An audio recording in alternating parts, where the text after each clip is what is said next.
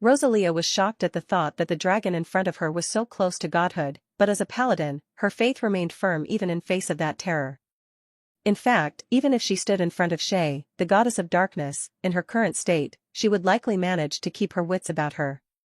This was the first time Rosalia encountered a situation where she couldn't detect evil, leaving her confused about what to do. Paladins would only strike out against evil. They could join wars, but those were rare occasions.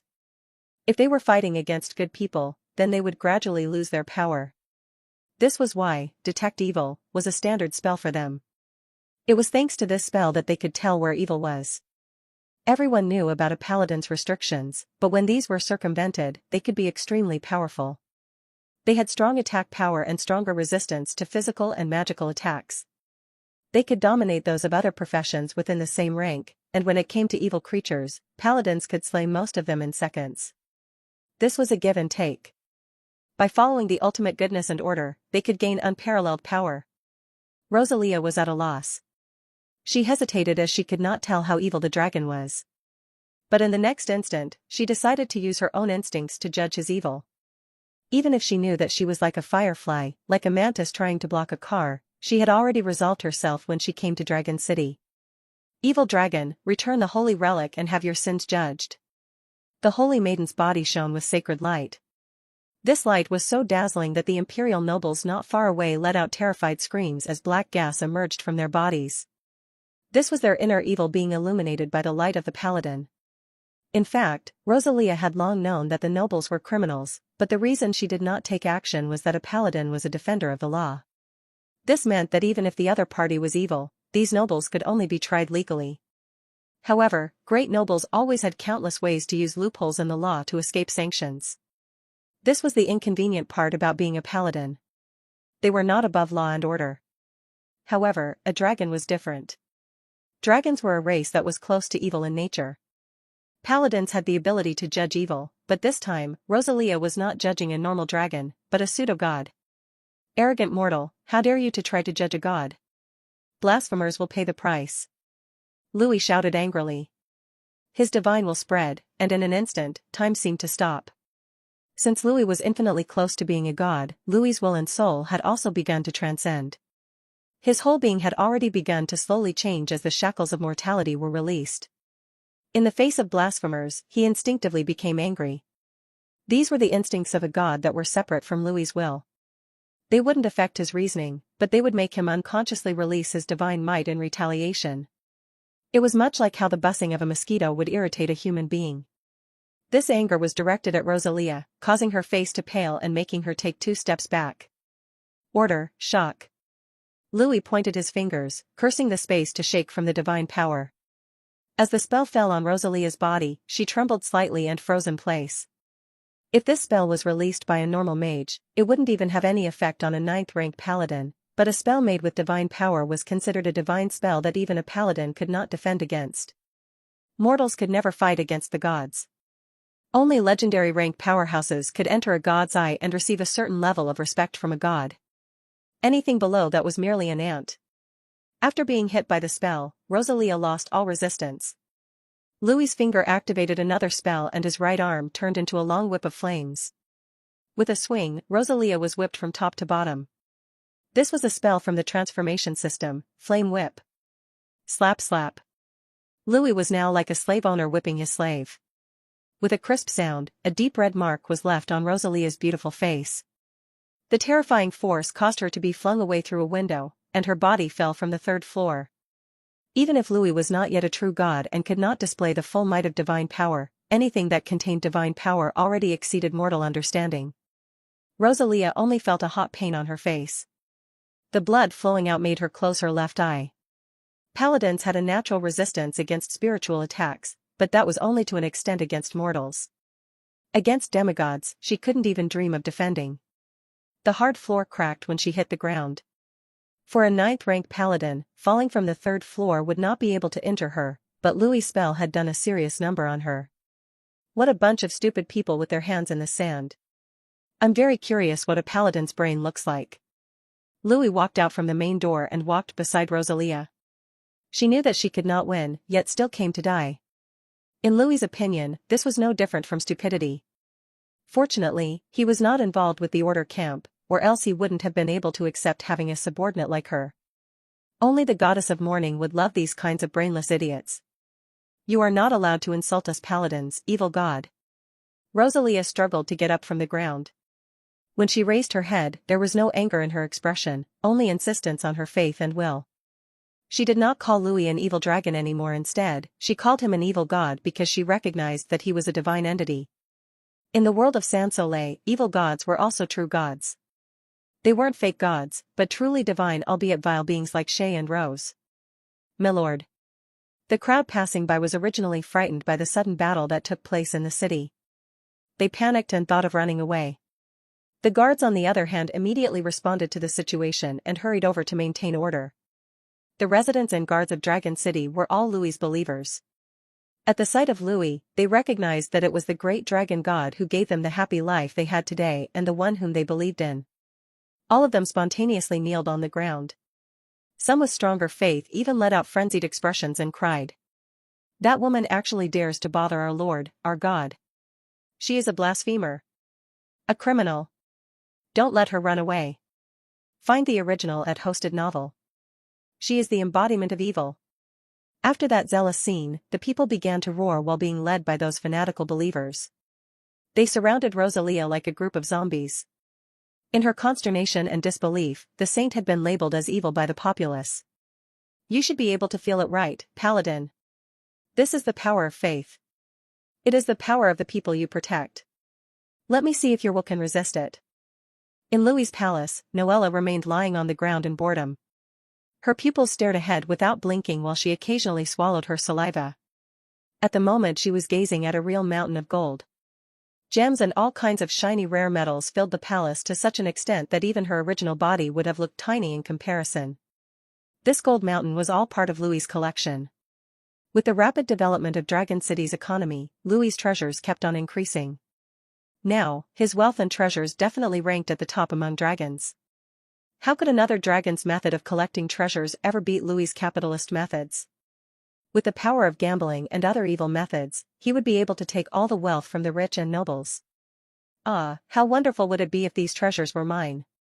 Noella's eyes glowed red and greedily looked at these treasures. Although these did not belong to her, she still watched them attentively.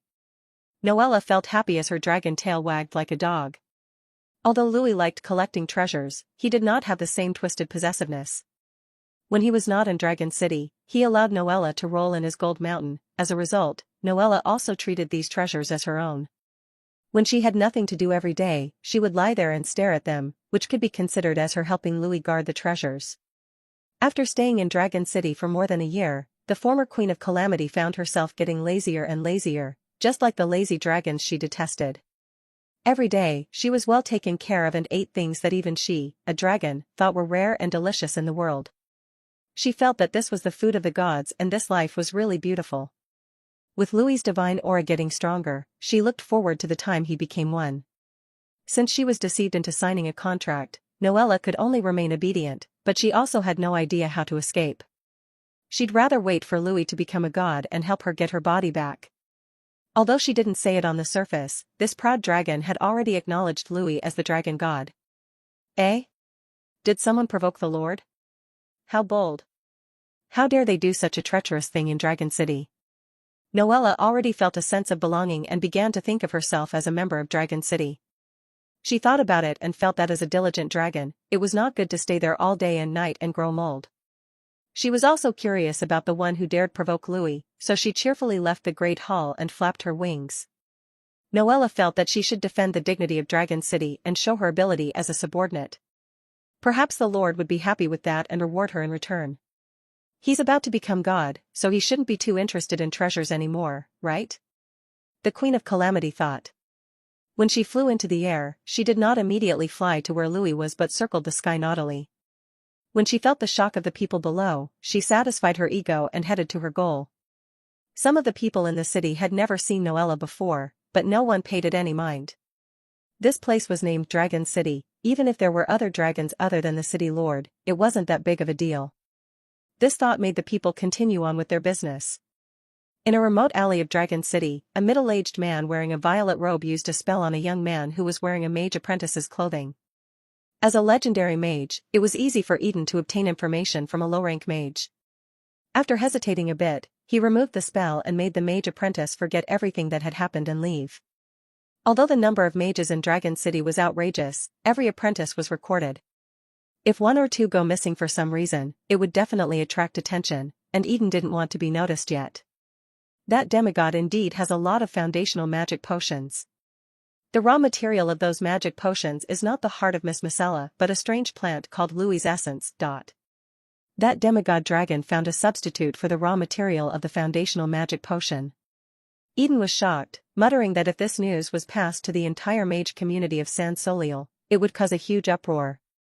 The proliferation of such materials would greatly lower the threshold of entry for mages. If this became widespread, the status of mages will plummet. Even the lord of the city was just treating them as workers. This was simply an insult to noble mages. As a legendary mage, Eden had a rich amount of knowledge. He even knew that before the era of disaster, a magic network existed in the world. Mages at that time were not rare as all kinds of low-ranking mages were very common. At the same time, Eden also knew that even if the goddess of magic awakens, the magic network would not be established overnight. Leaving aside the amount of time the goddess needed to recover her divine power, just recreating the magic network alone would take more than hundreds of years. In other words, there would be a flood of mages in the future, but that would be a long time to come. Before the magic network was re-established, he would remain as a noble mage and had the noblest identity. He could even use his identity to obtain a lot of materials to try and become a demigod in his lifetime. However, if the materials of the low-ranking mages flood in, it would cause the era of the magic network to arrive. People without the talent would be willing for that era to arrive, but those with talent were absolutely unwilling. That would decrease their power and prestige. This was the collision of different interest groups among mages. No matter what happens, the next era will be filled with danger. I must grasp all opportunities with my hands. I need to diligently work to become a demigod and at the same time cling to the legs of the goddess of magic tightly. I need to quickly establish the goddess church. Eden immediately had this idea. Those that could become mages in this era were not idiots. At this moment, a dragon suddenly appeared in the sky, causing Eden to look in confusion. Shadow dragon? Is that the 1,000-year-old queen of calamity? She actually turned into a shadow dragon? Eden looked and an idea suddenly came to him. Blessed be the goddess of magic. Let your devotee test the lord of the city. It is the might of dragon god that has allowed me to live a life that can be called human. You blasphemous woman, you are simply a devil from the abyss. This woman is a blasphemer who dared to assassinate the Lord in public. She has violated the law. Oh my lord, my son Alan has just been chosen to enter the magic tower to learn knowledge and become a noble mage in the future. This is all a gift from the Lord. But you are a devil who tried to deprive mine and my child's life. Even if I die, I will not let you take one step closer to the Lord. A middle-aged woman shouted in a shrill voice like a madman, but the fervent faith in her gaze and her hope for the future made her madness rather sacred. Tell her to get out of the city. Dragon City does not welcome such evil demons. No, we can't let her get away with this. We have to tie her up and send her to the Inquisition. We will tie her up in the middle of the square and make her repent for her sins in the fire. Go to hell, you devil from hell. I have seen a devil from hell before. Even those devils are more polite than this blasphemer. At the very least, those devils know how to respect our Lord, while this woman is even worse than them. The people were in a frenzy. They hissed and roared as they threw countless charges at Rosalia. They pinned blame, both justified and unjustified, on her, saying that the decreased yield of food for the day was her fault, that the cows weren't producing enough milk was also her fault, that old John losing his dog was also her fault. These passers-by took out vegetables from their baskets, picked up stones from the ground, and threw them at Rosalia. People were always itching to join in liveliness. When they found out what was going on here, more and more people joined in. After hearing what the woman had done, hearing that she dared assassinate the Lord, they all began to act as if they were crazy. A priest in robes looked at Louis's figure with tears and sobs and took out a knife from his pocket. If he wasn't stopped by the people around, this priest, who had no fighting experience, would probably have been beaten by Rosalia. After being treated like this by the residents, Rosalia was indignant. She activated Detect Evil, and found that there was only a faint red light on these people. This meant that they had not committed any heavy crimes at all. All of them were law-abiding citizens, and some of them even only had specks of red light. This meant that these people normally performed good deeds. Why would these people, who could be called good, treat me, a paladin, like this? The city created by an evil god is really the capital of sin. Because of luxury, decay, and corruption must have broken many families already. He drained them like vampires, like those greedy nobles who would only use the people of the lower class, and used their lives to exchange for glory.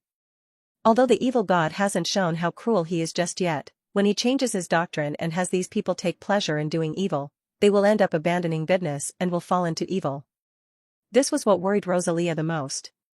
As a high-ranking paladin, she had read many ancient documents. She knew that before the era of disaster, many evil gods displayed their evils like this. Those evil gods would exploit ordinary people and make them fall from goodness to vice. Then they would be taught the doctrines of their gods to become crazy cultists. This logic wasn't hard to understand. In fact, many people believed in gods due to the goodness in their hearts, but when their faith became deep enough, they would be influenced by the doctrine. The deeper the faith, the more chances they would fall into corruption. On the other hand, those who had weaker faiths were more likely to maintain goodness. Pseudo-believers were dependent on their own will to choose their faith, whereas true believers had lost the ability to choose and lived only to follow the teachings of their gods. Looking at the crazed crowd nearby, Rosalia believed that they were already true believers of the evil god. These people would do good when told to do good and would do evil without hesitation when told to do evil. This was the most terrible part of faith, it could distort the ego. Rosalia was surrounded by people. She was at a loss as she shook her head and said, "No, I am not. This had nothing to do with me. I didn't do anything wrong." She was a little confused as she did not know what she did wrong. She really had no selfishness and just wanted to destroy evil and have the world be wrapped in goodness. Rosalia did not resist as stones were thrown at her. She was afraid that those stones would hurt other innocent people because of her. She could only suffer silence and let these stones bruise her beautiful face and skin. A paladin could not hurt innocent people. The people who surrounded her were all innocent people and did not go overboard against her, so Rosalia could only endure the abuse and stones being thrown at her. Louis watched with cold eyes. Let alone a backward civilization like San Soliel, even modern society had many foolish people. These followers of his were fools in a way. They didn't think much for themselves.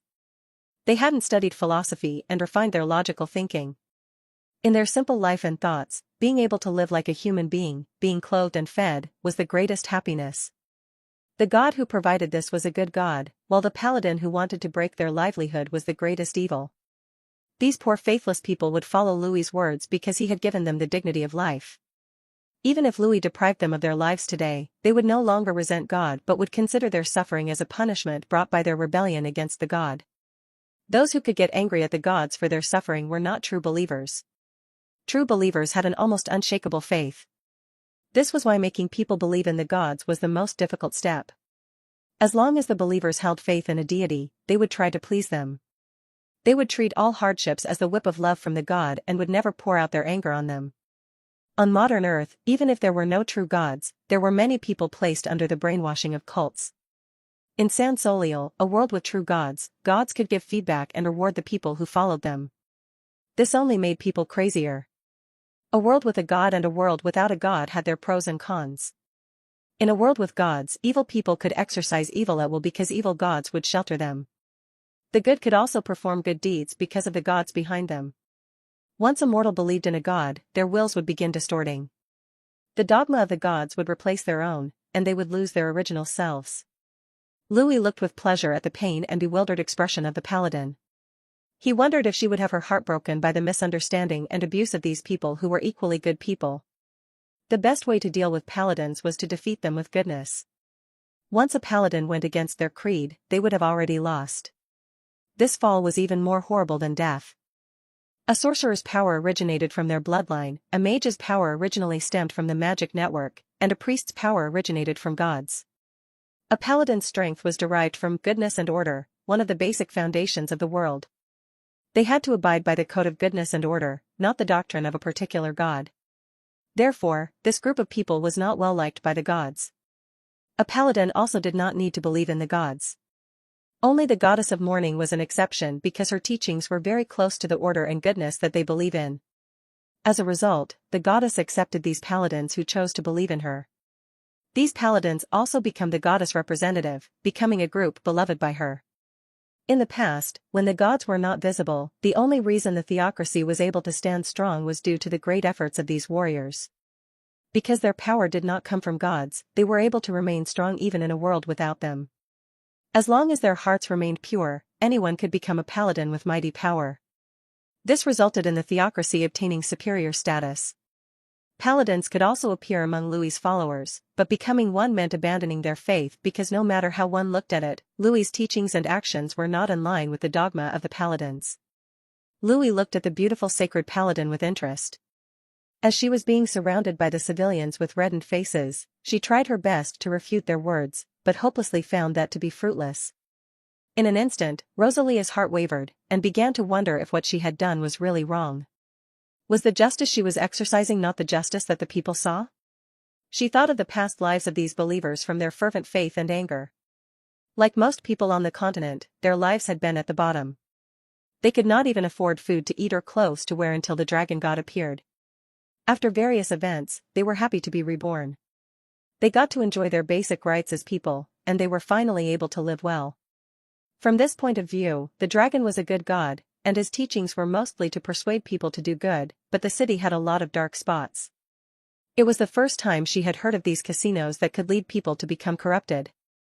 Although gambling existed in the world, it was the first time she had heard that even the most virtuous people could be corrupted if they were drawn into gambling.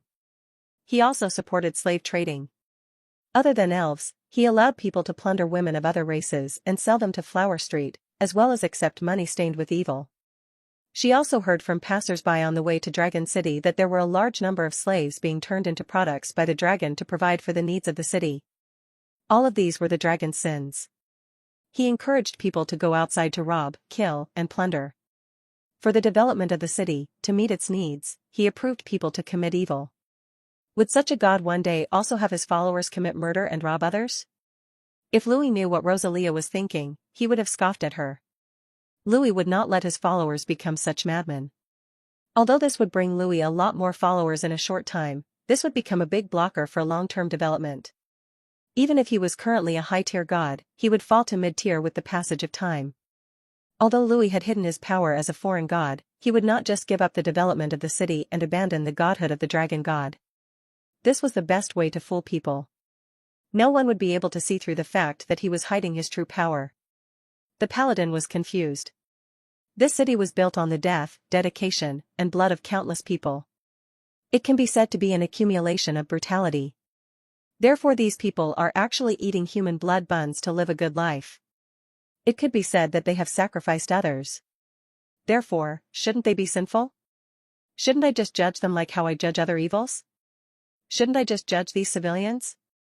No, Rosalia, you can't do that to the innocent. They are just working their hardest to obtain resources and survive.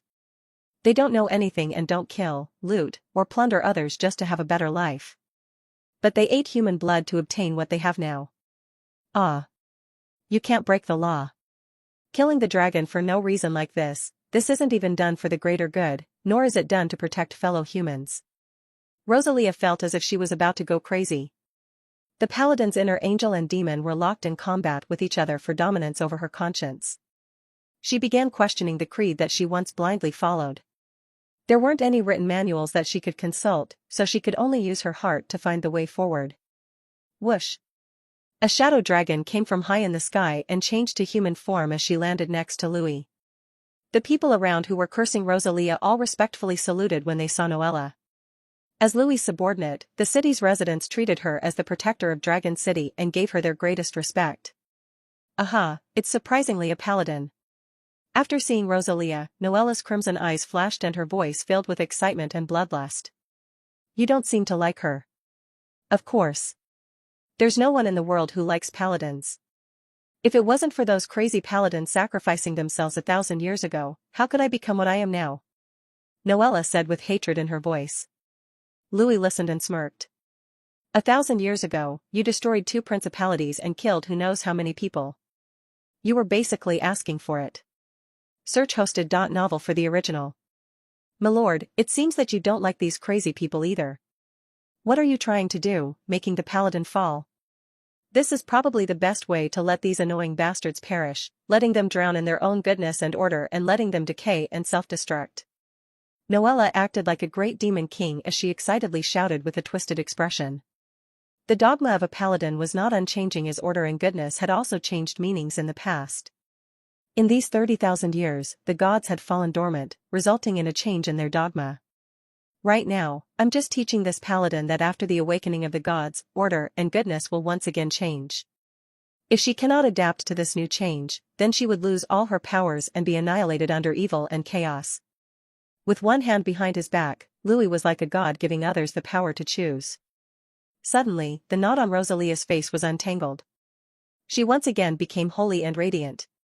She accepted the curses and accusations from these people with a firm expression, without any feeling of anger. Her holy aura and power were also increasing. Noella froze. I came here to witness the fall of a paladin, not to witness her destroy the demon in her heart and grow stronger. This 1,000-year-old queen of calamity was a little bewildered. Louis's expression also became serious. That is the divinity of the goddess of mourning. This paladin is her chosen one that she had always been observing. Gods were truly attracted to each other's presence like magnets. With the coming of the age of gods once more, these gods were beginning to spring up all over the place. Louis did not expect that after meeting the goddess of night, he would encounter another god in such a short period of time. Since the gods had not yet fully returned, they could not give their believers any power or elect chosen ones. The title of chosen one could be said to be the highest gift that a god could bestow upon their believers. The gods would directly transform the mortal bodies of believers into saints. By bestowing them a portion of their divinity, the chosen ones would possess the power of a demigod. Because these people could communicate directly with gods, they were more terrifying than some demigods. Although a god with high-tier divine power could elect many chosen ones, they were still the god's most favored people. Today, the rules of the world had completely changed, even that of chosen ones, but Louis was sure of one thing. The paladin in front of him was the goddess of mourning's chosen one. Each god had at least tens of thousands of believers, so they would not waste their precious energy to bless every single one. Only the believers that they truly favored would receive more of their attention, and Rosalia, it seemed, had made the cut. In the era of gods, mutual covenants existed that prevented them from easily influencing the mortal world. No other god would say anything if they just walked around the continent in their incarnations, but if they got too involved in the mortal realm and exerted their will without restraint, then other gods would stand in opposition. Therefore, a god's church and its influence were the most important thing. In general, gods let their believers go around accomplishing tasks for them. How strong a god's believer was represented their power. Even if their own believers provoked another god, as long as the believer was favored by the god, they would, on occasion, bear the brunt of the other god's ire. And so pleasing their gods was something all believers strove to do. This paladin named Rosalia was probably favored by the goddess of mourning and received her protection. This was most likely due to Rosalia's natural willpower and goodness. The holy light from the divinity of the goddess of mourning was the best proof of this. Mortals could not resist gods. The civilians who were surrounding Rosalia cried out from the holy light and began to repent of their sins. Even if they were Louis's believers, they could not look at the light of other gods without restraint. The bruises and blood marks on Rosalia's face disappeared under the holy light. There seemed to be an infinitely mighty figure of light standing behind her. Although it was illusory, it brought a sense of light, holiness, and the morning sun. Louis's face sank and he said in a cold voice, "Your Highness, you are trying to exert your influence on my believers in front of me. Are you looking down on me, or do you think that a new god like me poses no threat to you? Mortals must not look directly at God. No mortal could resist the power of a god. In their presence, any faith will become pale and powerless. Unless they become holy spirits and merged with their gods, their firm faiths as mortals would still collapse under the strong interference of the gods." This was the effect of the holy light that the goddess of mourning was creating. In the radius of this light, Louis's believers could receive the influence of goodness. Although it would not make them believe in the goddess of mourning, it could collapse the people's faith in Louis. With Louis at the center, his divine domain suddenly expanded. These believers were still Louis's believers, resulting in them instinctively following Louis's will. Under the power of the divine domain, the holy light lost its effectiveness and became mere light. But Louis did not end it there. The goddess of morning dared to do such a thing to his own believers, so Louis would naturally return the favor. If this was in the era of gods, Louis would probably have to call for a meeting of the gods and curse this god. Naturally, this would require Louis to have equal or stronger power than the goddess of morning. Order, die. The angry Louis attacked with a killing move, to kill with the power of words. With the words containing divine power, the spell reached a higher level. Louis pointed at Rosalia, firing the power of death on her. If Rosalia could not resist this power, then she would die with just a god's words. Search H0 stead N0 vel for the original. Rosalia let out a stifled grunt. Her face instantly turned white and her body fell backward. This battle was no longer about her blasphemy, but a clash between two gods. If Rosalia was still herself, she would not be able to block Louis's attack, unless she was a legendary rank powerhouse. Now, although she could not block it, the god that she believed in could block it. The goddess of morning's divinity once again released holy light, blocking Louis's spell, but looking at Rosalia's appearance, she wasn't unharmed as her body was infested with the cure of death. The goddess of morning was ultimately using Rosalia's body to fight against Louis. Although Rosalia was the goddess chosen one and became possessed by the goddess, she still had a mortal body. How was it possible for her to completely ignore the wrath of another god? Your Highness, you don't have as strong a divine power as you once had. Unless you come in person to defeat me now, the gap in our power is not as great as you think. But as the goddess of goodness, I don't think you want to let these innocent mortals suffer from harm, so how about going to another place with me? Louis's angry look disappeared as he became calm again, as if his previous anger was just an illusion. This was one of the gods' innate ability to change faces. It was also fortunate that it was the goddess of morning, a goddess of the good faction, who appeared in front of Louis. If it was an evil god, they would probably not even care about the location of the battle and cause chaos in Dragon City.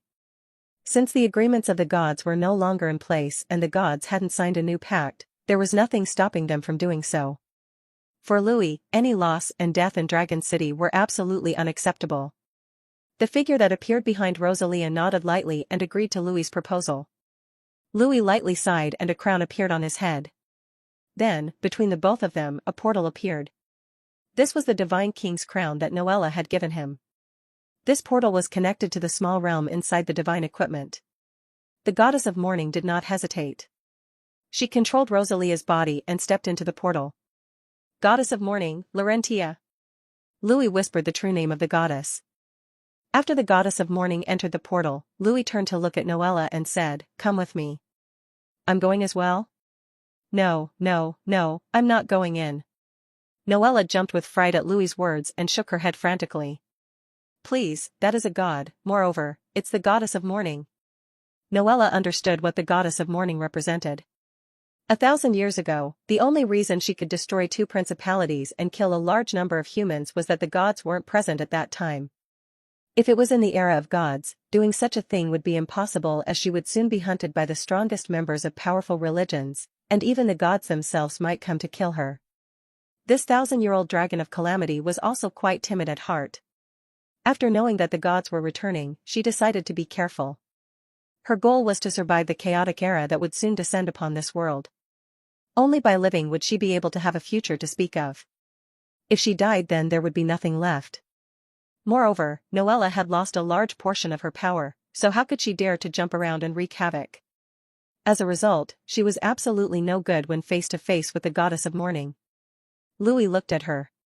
Although it brought tremendous pressure on her, she still shook her head firmly. Why do you need to fear her? That's just a part of her consciousness and divinity. It's not even an incarnation and doesn't even have a speck of a god's might. Then I don't want to see her either. If a god chanted for my death every day, then I wouldn't be able to sleep well or eat well. Find the original at H*stead novel. Noella continued to shake her head like a rattle. She knew what kind of dragon she was 1,000 years ago. She had committed a great evil. In the eyes of the goddess of morning, she was definitely a target to be judged. Perhaps the goddess of morning might not be able to do anything about Louis, but if she was the one being targeted, she would no doubt die. You're truly a cowardly dragon. And that's why I've survived until now. You should be living a better life, but you lost your power because of greed. Louis mocked. You can go back, I won't force you. Louis said so and took a step into the portal. In the blink of an eye, the scenery changed from Dragon City to the small plain. This place had beautiful natural scenery. It was close to the natural wilderness. Other than having no life inside, the plain could be described as having extremely wonderful scenery. The paladin Rosalia stood at the end of a mountain range. Behind her was an extremely bright shining figure like the sun that rose from the east. Louis stepped out of the portal and came face to face with the goddess of morning. The goddess of morning that appeared here was not her incarnation, but just her will and divinity, so Louis could not see her face. Only the light that symbolizes her could be seen. Greetings, honored Lady of Morning. Facing this ancient and powerful god, Louis gave a considerable face. He slightly bowed to express his respect. The anger that was previously on his expression disappeared, leaving only a bright smile. Compared to Shay, Louis had a better feeling about the goddess of morning. Before becoming a dragon, Louis was a human who grew up receiving modern education. He believed that humans were born good in nature, thus he knew all too well how difficult it was to maintain goodness and resist the temptation of evil. This goddess could be said as the representative of goodness among the gods. She received Saloon's previous divine authority of light and sun, which greatly complemented her power. In reality, the goddess of morning should be named the goddess of justice because her dominant and complete divine authority was justice. Facing such a good god who could be reasoned with as long as he wasn't outright evil, he did not feel intimidated. Louis also considered himself closer to neutrality than evil. The goddess of morning also nodded slightly. Greetings, newcomer walking the path of the gods. In front of gods like the goddess of morning, Louis was indeed a newcomer. If not for the current times, new gods like Louis would not even gain these gods' attention. In this era, the goddess of morning also gave enough respect to Louis. Previously, the two seemed to be enemies, but they were now chatting amicably. Unless there was an absolute conflict in their divine authorities, it would be difficult for gods to become life and death enemies. Louis would inwardly treat the goddess of morning as an enemy because of her relationship with the silver moon goddess, but in fact, without the silver moon goddess, they would not mind each other's business. His divine authority also had no conflicts with the goddess and he wasn't an evil god. I borrowed Rosalia's eyes to observe your teachings. You should be a good god more than anything else. The goddess of morning spoke softly and carried herself with a divine temper. It was as if all evil would disappear and die in front of her. Under the light, no darkness was allowed to exist. She was simply the natural enemy of the goddess of night. She was almost the same as how the silver moon goddess was when she was the goddess of light. The goddess of morning seemed to be persuading Louis to join her camp. Louis only shook his head without saying anything. As a person who used to live on Earth, Louis would not allow his followers to perform cruel and fratricidal things that could be called evil. Although his doctrine did not thoroughly exhort goodness, it did teach his believers to help each other and bestow goodness on their neighbors. This was also a kind of goodness. But Louis's 3 views that he had developed on Earth made him believe that pure goodness was a foolish act. He was convinced of the saying, nice people are bullied and the docile horses are ridden. Therefore it was impossible for him to act like a good god. He preferred to pour out his disease and do as he wished. The paradox of making his followers do good, but do what they wanted was what kept Louis close to neutrality. He was neither extremely good nor extremely evil. Your offer has moved me a little, but unfortunately, I have already made my choice and cannot respond to your invitation. Louis refused her offer directly.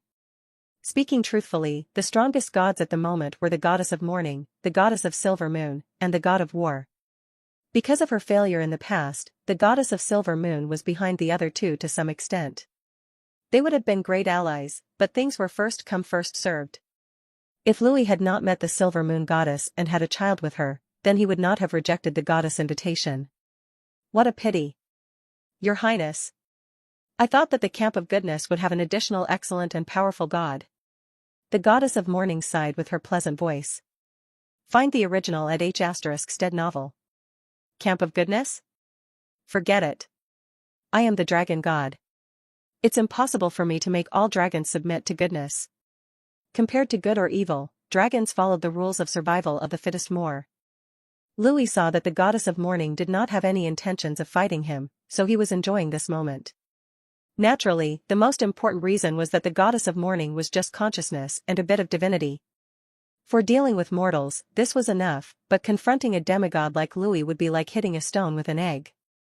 Perhaps it was because she knew this that Laurentia would rather use words to communicate with Louis, unlike the goddess of night, Shay, who chose to fight immediately. Naturally, Laurentia's anger was probably due to what Louis's followers did to her chosen one. As a result, she tried to use her ability to subdue his followers. From her actions, Louis was able to understand the behavior of good gods. It was different from the teachings of if anyone slaps you on the right cheek, turn to him the other also.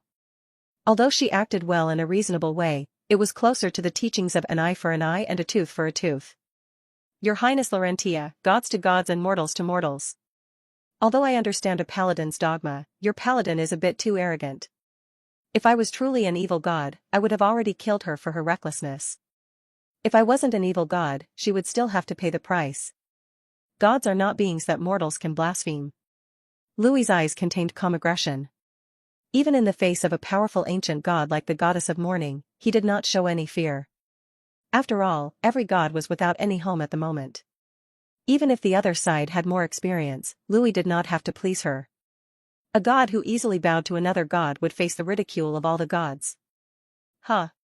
The goddess of morning sighed. She was a reasonable god. If Louis was an evil god or her enemy, then Laurentia would still shelter her believer even if she offended Louis. But in her understanding, Louis's doctrines leaned towards the good camp. As a god who acted with order and goodness, even if the division of camps was not yet fixed, it had long become her instinct and habit that wasn't easy to change. Moreover, Louis's alliance with the Silver Moon goddess was not yet exposed to the world. Thus, Louis did not stand in opposition to the goddess of morning's point of view. All of his words were logical. If it wasn't because she hadn't regained her power, she would not pay any attention to Louis, but she wasn't any stronger than Louis at the moment. In this citation, she could only lower her posture and say, Your Highness Louis, Rosalia is my valued chosen one. I don't want her death to come. Although the words seemed threatening, Louis knew that this was the goddess of morning's surrender. Rosalia suddenly fell to her knees. She was in tears yet full of excitement. She was like Louis's fervent believers or even more. O goddess, this is a sin that I have committed. I am willing to accept punishment from God Louis. I do not want to see you speak superfluous words for the sake of the small and humble me. She was surprised that her own god would speak well of another god for her sake. Moreover, the goddess of morning was a powerful god to which Rosalia was devoted to. Now, even if she had to die, she would be willing. Even if the goddess of morning told her to fight with all her might, she could not hesitate to do so.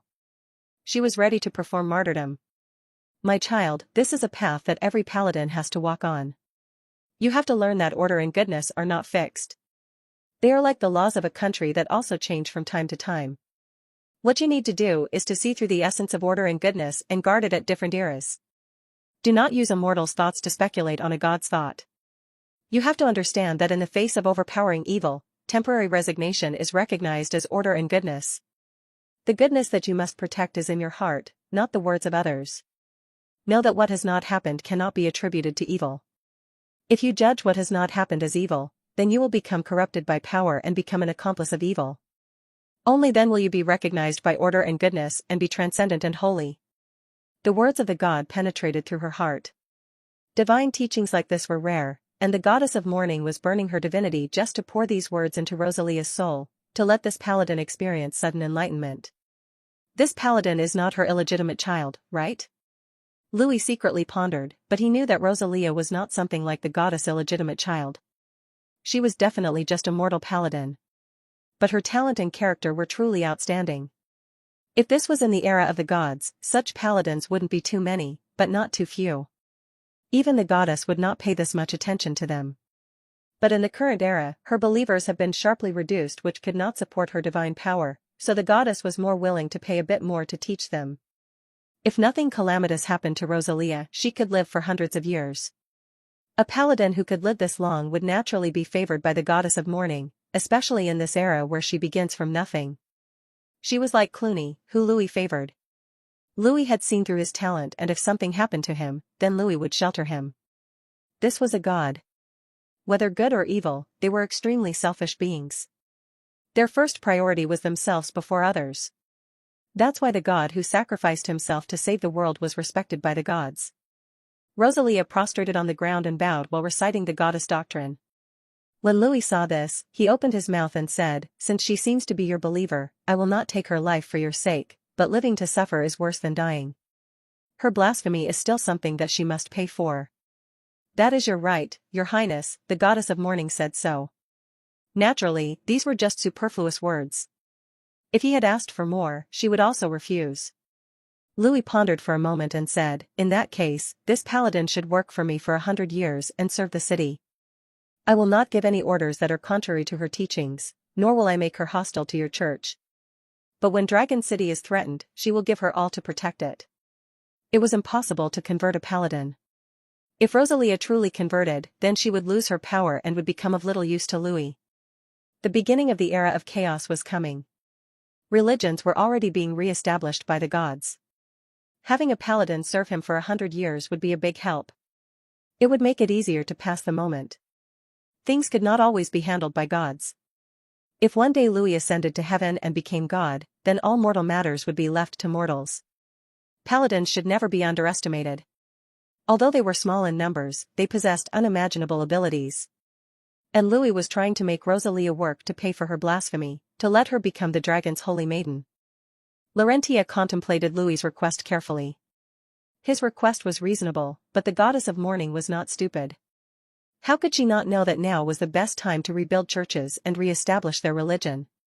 For new churches, whoever possessed the most talented people and strong people would be able to occupy the first opportunity. Compared to other gods, the goddess of morning had a huge advantage. A large portion of the faith from the theocracy was almost all hers. Because of its existence, she did not need to exert much effort to re-establish her religion. She only needed a bit of effort to cause the present-day theocracy to become the Church of Morning. But she also had her own worries. In order to take the lead after waking up, she and several other gods had worked together to create the theocracy. And just as she had expected, mortals were creatures that pursued goodness, allowing her to dominate against Shay and her believers. However, Laurentia did not expect that her ally the god of war became a tail that she could not cut off. Right now, they were both competing for power and believers, resulting in a chaotic mixture of believers in the theocracy. For the moment, they were still coexisting peacefully, but the conflict would soon break out and the theocracy would be split up. The goddess of morning would surely lose some of her followers. Seeing the goddess' hesitation, Louis used the momentum and said, "If you are willing, I can return back the holy sword to you." The holy iris sword was a lesser divine equipment, but it was useless to Louis. It was a weapon that belonged to the camp of the goddess of morning and could deal huge damage to evil creatures. Other than being a collector's item, Louis would not be able to use it. Since that was the case, it was better to return this weapon in exchange for a strong person who could remain loyal for 100 years. Louis knew that those far-seeing gods would not just consider the moment, but also consider things that would happen thousands of years into the future. For gods, time passes by in the blink of an eye. However, Louis was just starting his first decade, yet he could quickly accumulate power and reach those powerful gods. As for whether anything would happen to his church or fall back to becoming a mid-tier god, nothing mattered. Louis's power as a dragon god was only his surface power. His true power originated from earth. He wouldn't be shackled by faith like the gods of old. Louis deduced that this foreign godhood had high-tier divine power, so he had nothing to fear. "I still have to go back to Earth and continue to play as different good and evil gods to gain faith. I have to make use of this loophole and make the crystal wall system provide me with more energy." Louis's heart was certain and he gradually made his plans. He needed to grasp power on both Earth and San Soliel. He would let the dragon god pantheon quickly grow in power even if it was unstable. Louis only needed to use the godhood. The foreign godhood, which was conceived by him, would be his true power. In other words, the dragon god was only an escort of the foreign god. Louis could gradually feel the malice that the Terran civilization's intelligent brain held towards him. This was something his senses as a god could feel after reaching the level of a god. The dragon god's godhood was also something given to him by the intelligent brain. Who would know what kind of secrets it was keeping? The Terran civilization had thoroughly experimented on the godhood, so he could only use the godhood, but not rely on it. Only the hole in the world could become his trump card. This was his strongest means of resistance to the Terran civilization's AI observer. Even now, Louis did not want to actively search for energy sources. It wasn't urgent to evolve his body.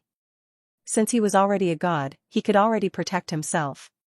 The faster he evolved, the higher the likelihood that he would become a weapon of the Terran civilization. In the end, there is no one who can save me. The only one that could do so is the homeland where I was born and raised, the planet called Earth. Louis sighed inwardly and felt like a wanderer who missed his hometown. Louis was walking on a thin sheet of ice between the Terran civilization and the gods. He wanted to gain power, but he had to control the speed at which he evolved. This balance was hard to grasp. If he was not careful, he would perish in a fight with the gods or be reduced to a tool against the gods by the Terran civilization. Just as Louis had guessed, as a far-seeing god, the goddess of morning did not dwell too long and did not mind only 100 years of time. On the other hand, what was most important was what happens in the future hundreds to thousands of years later. Rosalia was still an uncertainty with many possibilities. Moreover, offending a potential new god just for a believer was not a smart move, especially when the believer had done wrong. Rosalia, what do you think of His Highness Louis's request?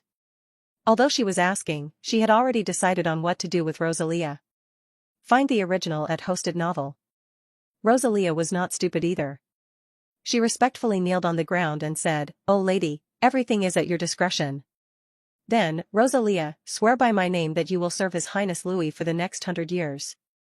As long as His Highness does not force you to go against the dogma of the paladins or attack the theocracy, you shall not disobey his orders. The goddess of morning also wanted to save face. After Rosalia swore on the goddess name, Louis would not have to make a move if she broke the oath. The goddess herself would send down the flames of justice to burn her to the ground. Very good. I now have a paladin for my use. She had already received an insight from the goddess of morning and was on the edge of breaking through. Within 10 years, she will probably reach the legendary rank. A legendary rank paladin is unparalleled unless she directly collides with legendary spells. But she is also the chosen of the goddess and will go to her side in the future. Laurentia can also sense things through her and understand the surrounding world.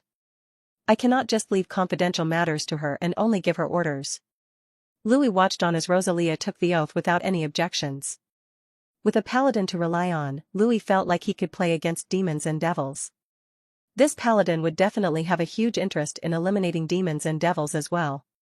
She would take the initiative to do it even if he didn't command her.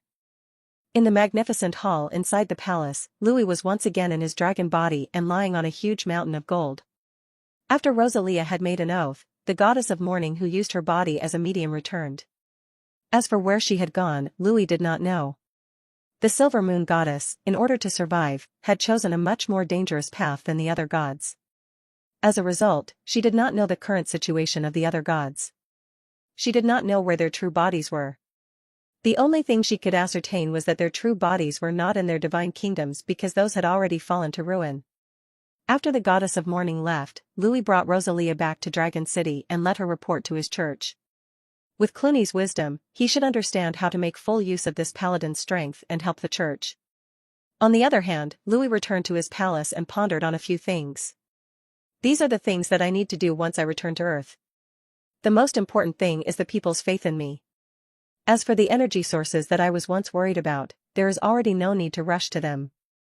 I even need to slow down and maybe find fakes.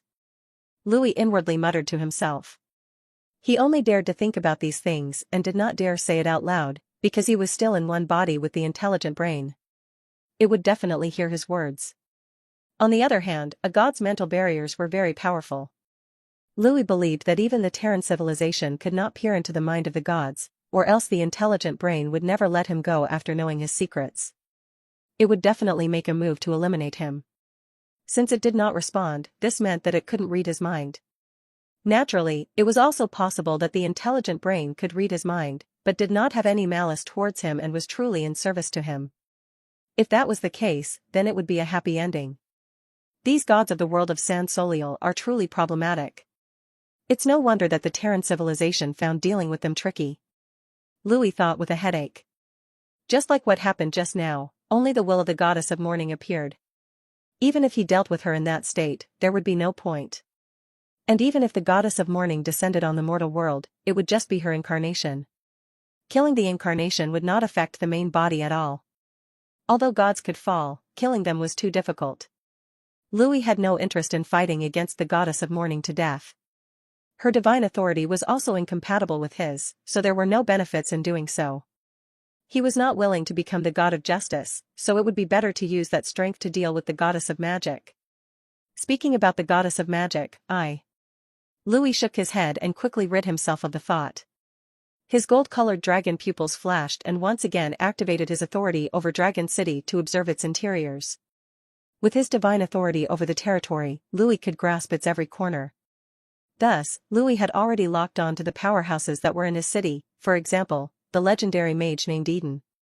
Louis had already known that Eden was a believer of the goddess of magic. Moreover, he knew from marches that he was a member of the famous group of mages, the Secret Council of Magic.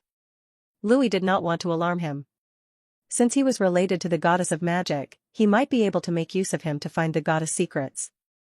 As a god, Louis was already on a different plane of existence compared to these mortals. Although Louis was indeed very young, he was already the senior in front of mortals. Gods required face, they loved it even. Gods bullying mortals was too shameful. It would lead to people's dislike as well as aversion from the believers. Generally speaking, unless a person completely angered a god, gods disdained directly making a move on them. Gods would only let the people of their church and their believers solve things. A mortal would eventually die of old age. This was only a blip in time for the gods. In addition, some grumpy gods would not pay attention to mortals. Well, this mage named Eden is very smart. After investigating the information he needed, he did not kill anyone. Louis easily retraced the events of the past with the power of his divine authority. Louis was able to see and review everything that Eden did inside the territory. Louis had long known that knowledge that he possessed the foundational magic potion in large amounts would soon spread. The fact that he had trained a large number of low-ranked mages could never be hidden as they appeared in Dragon City every day, so he did not hide anything and revealed it boldly. The mage actually left just like that? At the end of the scene, the legendary mage left Dragon City in a hurry, which made Louis feel a bit of regret. Louis was tempted to ask someone to follow him, but as he thought about it, no one would be able to do so, not even Lisfer. As for Cisna, Louis was afraid that she would have a problem tracking the target. Louis already knew of Cisna's true identity. She was a creation of the Silver Moon Goddess and their unborn child sister. Moreover, she was the trump card of the Silver Moon Goddess to resurrect herself. Louis felt a bit awkward if he let her face danger. In the end, Louis was still a new god. He did not have any strong powerhouses under him. As for doing it himself, he felt that it was a bit shameful. But other gods have many strong people that they could use. Louis comforted himself. Just wait until my daughter is born. She will be born a demigod. In this current era, demigods are absolute powerhouses, and then as father and daughter can charge into the battlefield together. Louis now began to think about his own daughter. If her future daughter knew about this, it was certain that she would be depressed to have such a father. It's a pity. If only I had enough divinity to squander, I would continue having children with Her Highness Saloon. I might even be able to form a soccer team. Louis regretted it in his heart. 50 kilometers away from Dragon City, Eden came out of a portal. He did not leave Dragon City after obtaining information just as Louis had thought. He took out a pile of spellcasting materials from his pocket space and prepared to release a legendary rank spell. As a member of the Secret Council of Magic, a legendary mage, and a devout believer in the goddess of magic, Eden was an extremely intelligent person. Given the scale of the San Soliel mountain range, even dragons could vanish into it like drops in the sea, to talk less of humans like him. Standing on a mountain summit 50 kilometers away from Dragon City, Eden first released a few spells to warm himself at the high altitude. He looked at Dragon City clearly. This should be enough. He murmured and opened a portal to the deep valley at the bottom of the mountain. He carefully took out the divine emblem of the goddess of magic from his sleeves. Then he used magic to create an altar and placed the divine emblem on top of it. Eden was not a priest nor was he a clergyman, so he could only pray according to the religious knowledge that he understood. He knelt on the ground and called the name of the goddess. Soon, the emblem began to glow with a faint divine light. This was a resonance with divine power, displaying the endless mysteries of magic. Eden reported his plans to the goddess. For a while, there were no reactions until she finally responded. After obtaining her response, Eden was relieved.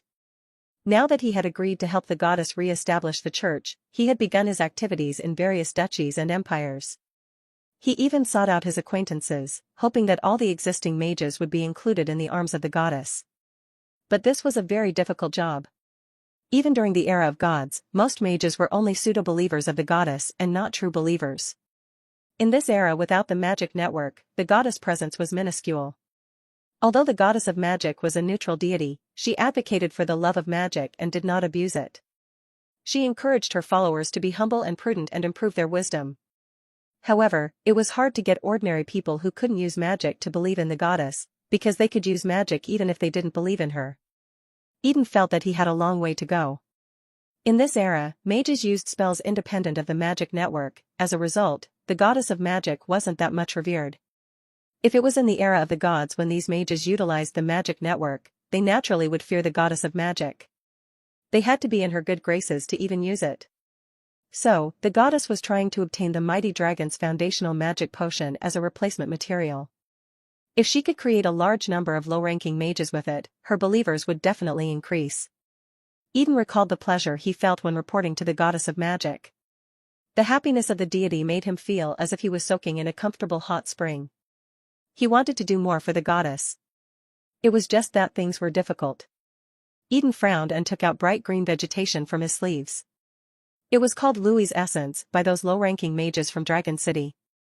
As a legendary mage, Eden could naturally see the magic origin element inside the plant, but he also used some spells to test it and found that the plant was incredibly difficult to grow, just like the original raw material. Where in the world did that dragon find such a large amount of materials? Eden was a bit puzzled and asked the goddess of magic, but even she did not know the answer. I heard that the dragon stole a part of the divine authority of magic and now holds such important materials. This is simply just pinching the goddess' lifeblood. No, I mean, the goddess still has lifeblood. A goddess above, I really did not mean to. The more Eden spoke, the more tangled his words became. In the end, he simply shut his mouth, afraid that his words would be treated as blasphemy. He knew that the goddess was now always watching him, which is for believers a kind of glory, but also a lack of privacy. Now that the magic network was gone, Louis's raw materials could save the goddess. Plants that had a magic origin element inside of them were simply treated as precious by mages, no matter the era. As long as the goddess of magic had a group of believers, she could spread her name and encourage more ordinary people to believe in her. Once she gained enough believers, she could regain her strength and once again recreate the magic network. When the magic network is completed, the number of mages would once again increase. This formed a perfect feedback loop for her. Normally, her best method was to form an alliance with Louis. With the two of them, they could create large quantities of mages that would allow her to quickly regain her strength. Louis could also gain a powerful god as an ally. However, Louis had taken advantage of the goddess' slumber and stole a part of her divine authority. This greatly angered her.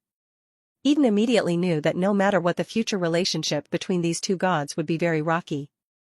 As a believer of the goddess of magic, the only thing he could do was to support her. Sigh. My life is really hard.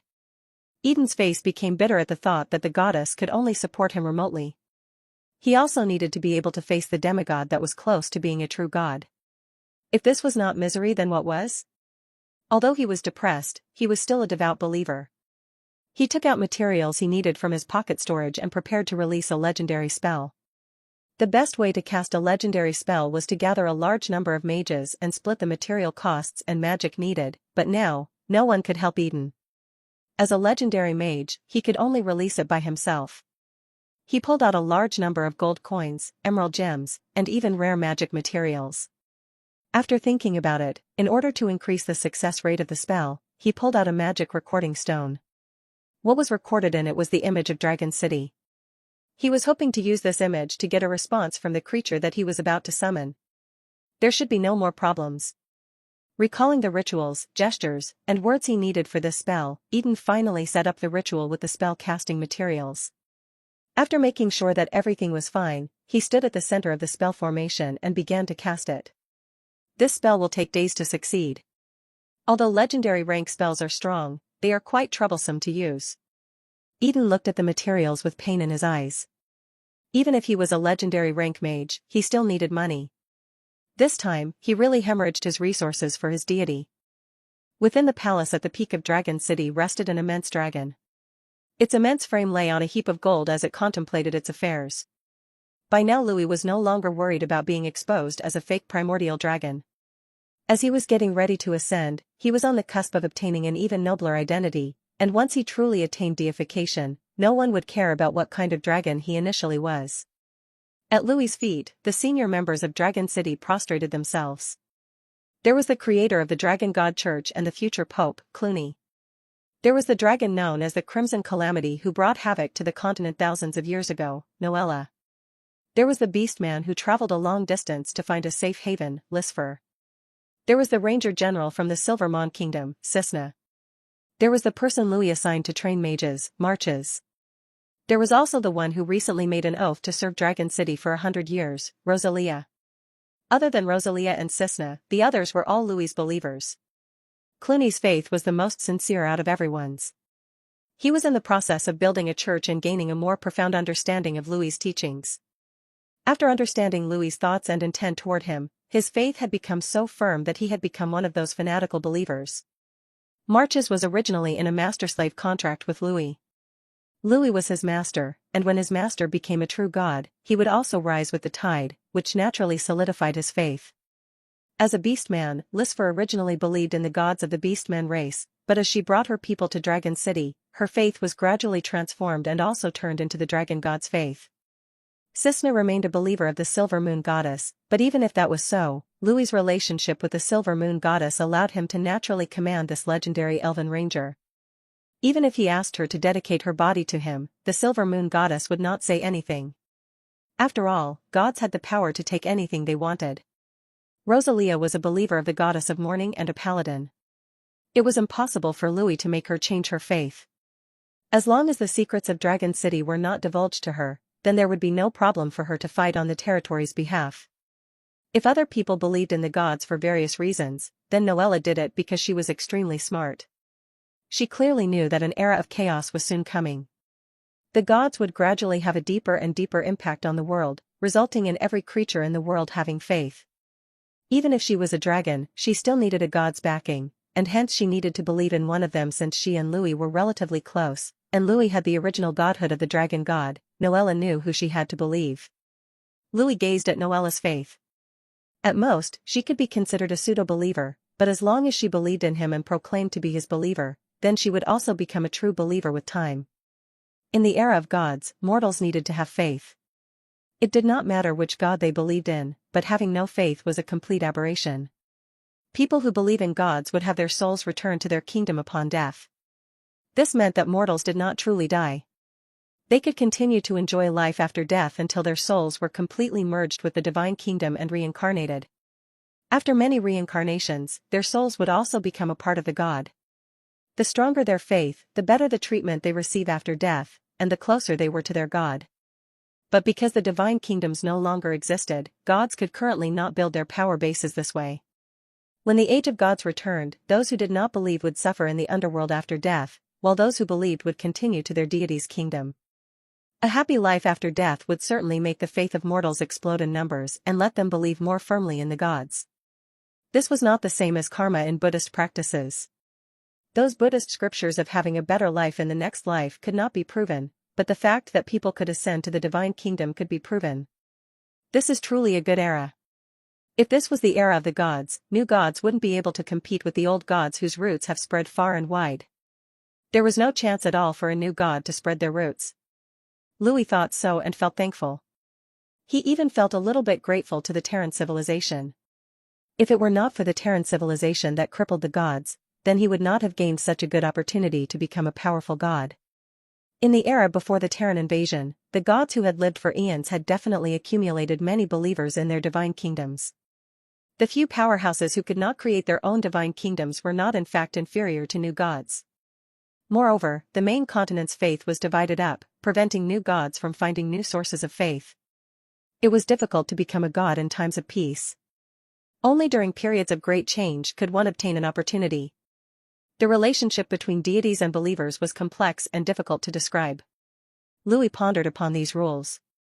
These were also rules that he had to follow until he fully developed the foreign god's godhood. Following these rules was also the best way for a god to develop as they accumulate experience. If he and the Silver Moon Goddess weren't together, then he would not have known any of this information and would be walking blindly. Afterward, he looked at Noella with interest. This paladin was wrapped in an aura of divine justice. She held a slim silver longsword that carried the aura of a god. This was Louis's old trophy, the Holy Iris Sword. What Rosalia was currently experiencing was the critical moment of transformation from mortal to legendary. I thought that it would take several years before she could become a legendary paladin, but I didn't expect her to reach the legendary rank in just a few days after giving her the Holy Iris Sword. Search H0 stead N0 vel for the original. Rosalia was a famous paladin of the theocracy. She was also the new commander of the Holy Iris Order. Her fame was known all over the continent, and she was originally a 9th-rank powerhouse who was infinitely close to the legendary rank. This time, she came to Dragon City with the will of the paladin and braced herself for the worst. However, she not only made the goddess of morning descend but also received the Holy Iris Sword. This could be considered to be a glorious moment for a paladin. She was not only favored by the goddess of morning, but she also gained the dragon god's approval. Her story should have spread throughout Dragon City and to the world, causing her to become widely known on the continent. This gave her the chance to break through the legendary rank in one fell swoop. Her ascension was of great interest to Louis. After all, the benefits accompanying it wouldn't be insignificant. Louis took careful note of Rosalia's transformation. With his divine sight, he observed as her body was reborn and reshaped from the most elementary level. During the process, every speck of her being was baptized with mysterious energy from the world. Eventually, she reformed. Her body was still that of a human without any changes in her appearance. However, her life essence seemed to have greatly increased. Her life expectancy, physical strength, energy, spirit, bones, muscles, nerves, and many other parts of her body underwent a qualitative change. She had already exceeded the scope of mortals. If Rosalia was placed on Earth, she would be equivalent to a living Superman. General kinetic energy weapons would not be able to harm her. Only large-scale anti-personnel weapons would be able to do so. This kind of energy that changed Rosalia's basic structure should be the so-called legendary degree. Because of the fame she gained, the power of fame had become an actual power like the power of faith. As a result, she completely broke past her mortal shell and became a legendary rank powerhouse. This point is similar to how karma is tied to chi in certain novels, but its effects were not this exaggerated. With fame and faith turning into power, this magical fantasy world is truly difficult to explain with technology. It can only be said that this world's rules are very strange. However, the legendary level is ultimately not such a big deal. This kind of power can be attained with genetic modification and technology. It's just like my body that's been transformed by the Terran civilization. So, the legendary rank was no different from an ordinary person in front of the Terran civilization. Louis recalled the power of legendary rank powerhouses in this world. It was strong in the eyes of mortals, but in the eyes of gods, they were nothing special at all. Lisfer's smile was as wild as ever, but when looking at Rosalia who had reached the legendary rank, she felt envious and depressed. As someone who had lost, her legendary degree had been drastically reduced. Normally, she could not reach the legendary rank unless she could meet and participate in some special event that would grant her fame. Thank you for giving me the Holy Iris Sword, my Lord Dragon God. Rosalia's face displayed a soothing look. She felt joy at the changes that happened to her body as she reached the legendary rank. However, her will as a paladin quickly suppressed this relief. She opened her turquoise eyes that let out an aura of holiness. She respectfully knelt on one knee and saluted Louis. After reaching the legendary rank, this paladin isn't as stubborn as in the past. This was perhaps thanks to the teachings of paladins of maintaining order and goodness. She also learned how to change, but this change was not a simple compromise. These 2 points were extremely difficult to grasp. Louis was able to grasp the requirements of a paladin to rank up from Rosalia's words. This was the way how gods viewed the world. Paladins were rare. In addition to having high moral requirements, the biggest reason why there weren't many of them was the question of how to adapt. They might normally preach good but accidentally provoked evil, leading to them being extinguished by evil. An example of this was Rosalia's previous behavior, which was tantamount to provoking Louis, an existence that she could not face. If a 9th-rank paladin could make this mistake, then other paladins would also be the same. If it wasn't for the goddess of morning herself, Rosalia would have been wiped out by Louis without even leaving a corpse behind. From this, it could be seen that Rosalia was favored by the gods, and to a certain extent could be called a novel's protagonist. This is the reward you deserve for serving Dragon City for 100 years. Louis opened his mouth and spoke. Louis's voice suddenly paused and looked towards the east. The others were puzzled, but it didn't take long for Cisna, Rosalia, and Noella to become aware of an aura. Humph, what an idiot to come and defend Dragon City. Rosalia, Cisna, Noella, you three go and take it down. Don't let it touch a single grass of Dragon City. Also, don't kill it. I want it alive. Yes, milord. 50 kilometers east of Dragon City, in an unoccupied valley in San Soliel mountain range, Eden finally finished casting his spell and used the legendary spell, Dragon Knight. With the appearance of a huge portal, the loud booming roar of a dragon echoed. Eden was shocked. When he looked into the portal, he could see a huge red dragon on the opposite side. It's a prime red dragon. Seeing the size of the dragon, Eden looked happy.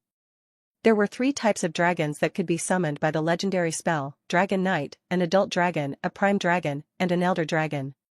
The color and type of the dragon were randomized and would depend on if a dragon chose to accept the summons. If he had summoned an adult dragon, it would be a failure of a result for a legendary rank spell. But the majority of dragons summoned by this spell were adult dragons. Naturally, the best result would be to summon an elder dragon.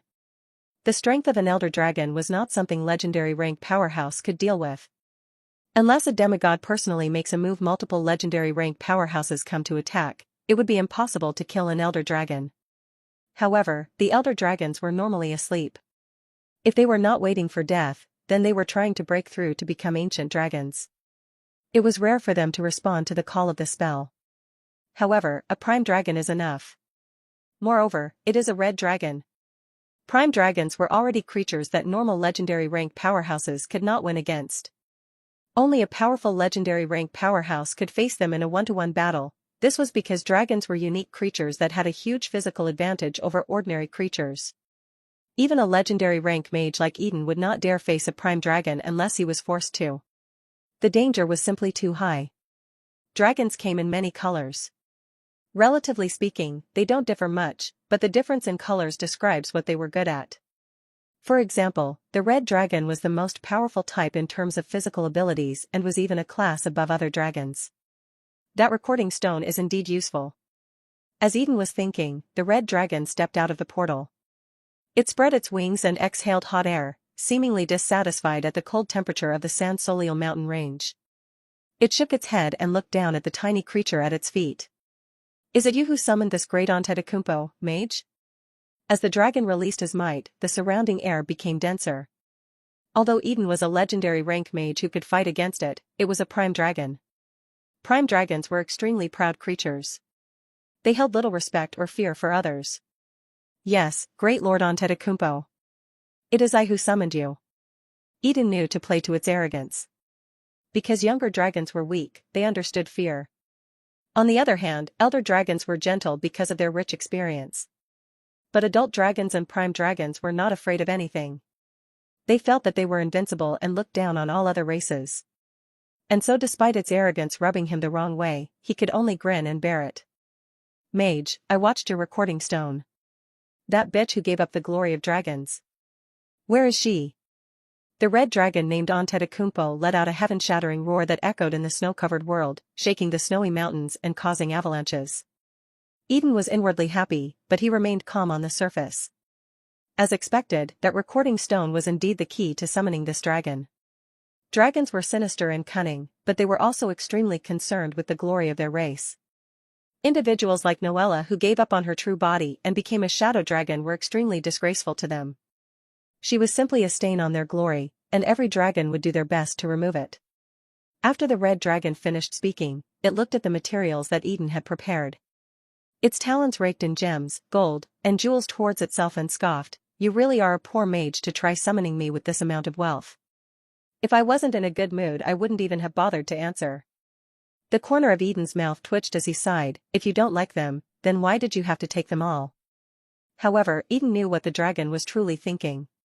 He suppressed his inner disgust and continued to smile. "Lord Antetokounmpo, there is a city 50 kilometers away called Dragon City, and inside is a dragon who calls himself the Dragon God. He took over the city and renamed it Dragon City and plundered countless treasures." Dragon God? No, us mighty dragons don't need a god, even more so, a dragon god. Even if a true god appears in front of a dragon, we will tear it apart and eat its flesh and blood. Hearing Eden's words, the red dragon was furious. It carefully collected its offerings and unfurled its wings without saying anything more. It shot towards the direction Eden pointed out without even confirming the information or whether there were any traps. Watching the red dragon fly away, Eden was flabbergasted. He had prepared a lot more to incite it to attack Dragon City, but he did not expect that the dragon would be furious with just a few words. Dragons are really a group of fools. No, to be more accurate, adult dragons and prime dragons are all fools who are obsessed with their own power and have no brain. The Lord of Dragon City is truly different from other dragons. Even if it was a primordial dragon, its intelligence is incredible. Even the gods are vigilant of him. This prime dragon should have been asleep before, so it doesn't know the current events on the continent. It probably still thinks that nothing has changed on the continent. Eden muttered and mocked. As a legendary rank mage, he understood the general characteristics of the dragon race and knew that they would sleep for many years. This amount of time already caused many changes to the human race, let alone other races. Thus, many dragons would wake up without knowing about the situation in the world. This red dragon was a typical member of its race, otherwise, if it knew that the dragon god in Dragon City was the real deal, no matter how arrogant it was or stupid it was, it wouldn't go over and seek death. Because of the advantages of their race, dragons had forgotten the greatness of the gods. If they do not change their minds, they will receive a heavy wake-up call once the next era arrives. They might even go extinct, but I could indeed make use of this situation. Because the gods were absent, dragons had remained on top of the food chain for 30,000 years. They had gotten used to their current life and had no enemies thanks to their physical advantages. As they grew increasingly arrogant, they gained increasing disdain for the gods. If they continued to hold such ideas, once the churches of various gods stabilized in the main continent, they would become the target of their hunts. Although dragons were strong, that was only compared to mortal races. In front of gods, dragons were only prey that could strengthen their pantheon's influence. The situation here should be revealed by a few of my dragon acquaintances. This will cause the dragons to resist the god's rule. Since the goddess wants to target the demigod and prevent him from developing too fast, then she is tampering with its divine authority is the best way. Although targeting a demigod who was about to become a true god gave Eden a vague sense of unease, this was the goddess' order, so he had to comply with it. After giving one last deep look at the red dragon flying towards Dragon City, Eden quickly left the place. He knew that it was impossible for the red dragon to cause any significant damage to the city, but the red dragon was a bait that could be used to test the dragon god's church. If it died there, then it would benefit Eden's next move. Although 50 kilometers away was still within Louis's divine authority, it was at the very edge of it, causing his awareness of the area to be blurry, but after Eden used a legendary spell, Louis was able to accurately determine his location and monitor it. Louis did not care much about the red dragon and even sent 3 legendary powerhouses toward it. Just Noella alone would be enough to deal with the red dragon. Even if she had lost a large portion of her power, she was still a legendary rank powerhouse that was capable of beating a simple prime dragon. With the newly ranked up paladin and veteran ranger to help her, the results were imaginable. Seeing Eden leave, Louis thought for a bit and decided not to make him stay. Go, take all this information to the dragons. Let the dragons know that there is a city in the southern part of San Soliel mountain range called Dragon City, that there is a dragon inside that calls himself the dragon god. Louis lay on top of the mountain of gold and let out a malicious smile. The information networks of the dragons had always lagged behind others because of their natural indolence and long lifespans. Dragons would sleep in their lairs for long periods of time and the majority of them did not go out much. When they finally gained information, the events would have long passed. Louis's main divine authority was that of a dragon. Thus, he needed dragons to believe in him. Before this, Louis had already planned on a journey to find dragons, but he did not expect that someone would help him like this. Instead of letting me find you one by one, having someone inform all of you to make you find me is better. Louis was not a natural resident of San Soliel, so he did not know where the powerful dragons were. With the main continent too large, finding those powerful dragons would be very troublesome. It was better to let the dragons come with hate directly to Louis's doors. This legendary mage had lived for at least a few hundred years, so he definitely knew the location of powerful dragons. Louis did not need all dragons to believe in him, but he needed at least half of them to become his believers. That way, the divine authority of dragons would live up to its name and allow him to display its power. Antetokounmpo soared into the skies. As a red dragon in his prime, he was not afraid of any other existence on the main continent. Even if he encountered a legendary rank powerhouse or even a group of them, he was confident he could flee easily. Unless there was a deep hatred, fighting a red dragon at its prime would generally incur heavy losses, even if the red dragon was killed. For powerful individuals at the legendary rank, there was little need to take the risk of doing so. The weak were killed without mercy, while the strong were unwilling to provoke dragons. This made the dragon race live prosperous lives. As long as I don't meet a demigod, there's no need for me to panic. The mage said that the dragon calls itself the dragon god, but I don't know of any demigod dragons. Since they've taken over the city, which isn't something an elder dragon or ancient dragon would do, this means that they are at most a prime dragon that's the same as me. Though he had boldly charged towards the city, his confidence was not unfounded. It's good as long as the dragon here is not related to the Obsidian King. Thinking back to that legendary figure, Antetokounmpo could only shiver. That was one of the cruelest, evilest dragons around that brought fear to everyone and often tried to ravage the main continent with the aid of its followers. If not for the mithril dragon, the main continent would long have sunk into conflict. However, the mithril dragon's philosophy is also quite laughable. It wanted dragons and other races to be at peace and fight against evil. Maybe she's actually a paladin, ha ha ha. Antetokounmpo thought with jest. It appeared that he liked neither the Obsidian King nor the Mithril King. He had the same opinion as most of the dragons, namely that things were fine so long as no one tried forcing them into any arrangements or plans. So long as he could sleep long and deeply, and eventually become an elder dragon, what more could he wish for? In an instant, the dragon covered a distance of 50 kilometers and the majestic city of ivory appeared within his reptilian eyes. What a beautiful city. There must be endless treasures inside. Thinking so, Antetokounmpo's eyes shone with greed. As a prime dragon, it had discerning eyes. The city before him felt comparable to the Subala Empire's capital. Can a dragon really build such a beautiful city? Although Antetokounmpo was proud of being a dragon, it knew that members of his race often lacked managerial talents. At this moment a strange dragon might spread. It was different from the common dragon's might as it carried the power of shadows. After seeing this shadowy figure, Antetokounmpo's inner rage burst out from within him and let out a loud roar. That roar blew out to the skies. The soldiers guarding the territory and the residents and adventurers walking towards the city felt the loud roar and stopped moving. They raised their heads to take a look. Dragon. It's a dragon. To the east. Look to the east. There is a red dragon. Everyone began to chatter. Although seeing a dragon in Dragon City was not something surprising, seeing an unknown dragon roar still brought fear into their hearts. Dragons were, after all, still fearsome creatures. This fear especially affected the original residents of Dragon City. The city of the Red Dragon made them remember the first time Louis landed in the city. You ugly monster who has given up the glory of the dragon, how dare you to appear in front of this Lord Antetokounmpo? If I was you, I would have already killed myself in shame. Your present form is a desecration of our race. You are a disgrace to us red dragons.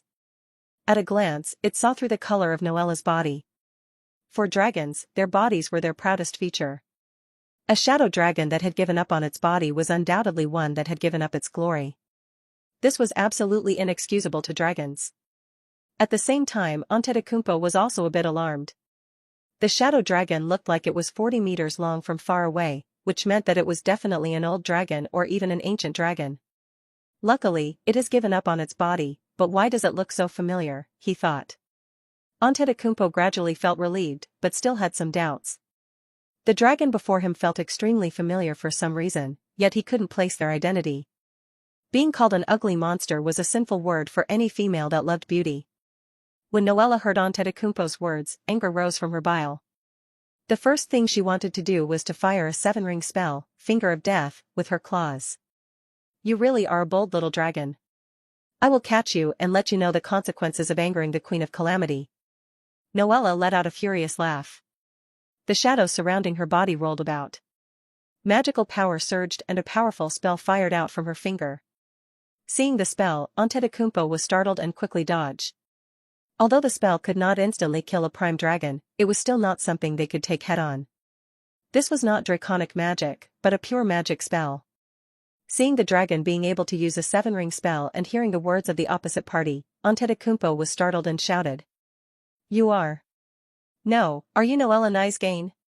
Noella was a red dragon who had destroyed counties and made powerful enemies all over the continent 1,000 years ago. Everyone suspected that she had died after she disappeared from sight. Her legend and deeds once resounded all over the entire continent. This was in part because Noella was one of the few dragons who raised their profession and reached the legendary rank. She relied on herself and not her draconic abilities. 1,000 years ago, Antetokounmpo was just a juvenile dragon. At that time, the Queen of Calamity's name had shocked the world. Antetokounmpo even vaguely worshipped her. However, why would you appear on this continent after 1,000 years in this form? You have tarnished the dragon race, tarnished the community of red dragons. Antetokounmpo boomed. His fury was akin to that of die-hard idol fans who discovered that their idols were actually in relationships with other men, and had even released sex tapes. Woo-woo. Suddenly, Antetokounmpo howled in pain. An arrow shot like a meteor from underneath it. Although this injury was nothing for dragons, its scales were still penetrated. This startled Antetokounmpo. It moved its eyes and saw a legendary rank ranger and a legendary rank paladin. It felt that something was wrong. Wasn't there a dragon that called itself the Dragon God? Why haven't I seen it, but encountered such famous legendary powerhouses instead? Antetokounmpo finally came to his senses and began to retreat. Find the original at Hosted Novel. Want to run? You no longer have the chance. Noella laughed. She could never forget how this dragon cursed at her. She was one to keep her grudges. In the palace of Dragon City, Louis watched the scene with interest. This battle was indeed quite exciting. If under the situation of 3 versus 1 and the red dragon still won, then Noella and the others could really just kill themselves. This red dragon appeared just in time. I can make use of it to strengthen Dragon City. Louis thought pleasantly. Noella, you vile and shameless dragon. You disgrace among dragons. You disgusting female dragon. If you have the ability, come fight me alone. Don't call for so many people to help you. Antetokounmpo shouted in anger, but his voice was slightly hoarse and did not have the same vigor as it previously had. One of its wings was already broken, revealing bones. 2 of his claws were bent in awkward directions, and even his scales had been shattered to his skin. Several of his teeth were broken and his jaw wasn't quite as aligned as when he first came. His left eye. And indeed, Antetokounmpo had just been ganged up on without being able to put up a fight. Under Noella, Rosalia, and Cisna's joint attack he had been beaten without even being able to retaliate. After a bitter struggle, he was finally captured alive. Although his face was miserable, his injuries were not enough to kill him. Just sleeping for a few years would be enough to recover, but he did not have the opportunity to do so at the moment. The red dragon's other wing was run through with magical chains created by Noella and also wrapped around its neck. She pulled on it like a dog and dragged it back to Dragon City as he left a trail of blood and scales on the ground. Marches brought a group of apprentices to collect the blood and scales that the prime dragon was dropping. There were good materials for spellcasting after all. Noella was in a happy mood. She finally knew why Louis used to like dragging her for a walk back and forth in the palace. However, Louis at that time would suddenly bite the back of her neck and play dragon taming with her when she couldn't resist. Although she was reduced to a tool for Louis at that time which made her angry, she understood that male dragons were creatures that did not know how to flirt and directly used force as their fastest method. Noella could understand, but she could not accept it. Unfortunately, she was the weaker one, so she could only tolerate Louis playing with her body. Soon, Noella brought the red dragon in front of Louis and stepped on its head to make it kneel on the ground. Faint divine might pervade the entire hall. Antetokounmpo, who had been cursing, suddenly felt fear deep down its soul and shut up. It raised its head and looked at the mighty golden dragon. You are. Antetokounmpo's eyes widened as he stared at Louis, mouth agape. The dragon in front of it was extremely frightening to the point that it could not believe it. It felt as powerless as a newborn baby facing an adult. This was a feeling that Antetokounmpo had never felt before in his entire life. Even a demigod it once met could not bring such pressure. After all, he was a red dragon in his prime. That dragon is much more terrifying than the Mithril King and Obsidian King. Where did it come from? That mage bastard lied to me. Damn it, if I live, I, Antetokounmpo, swear to tear him into pieces.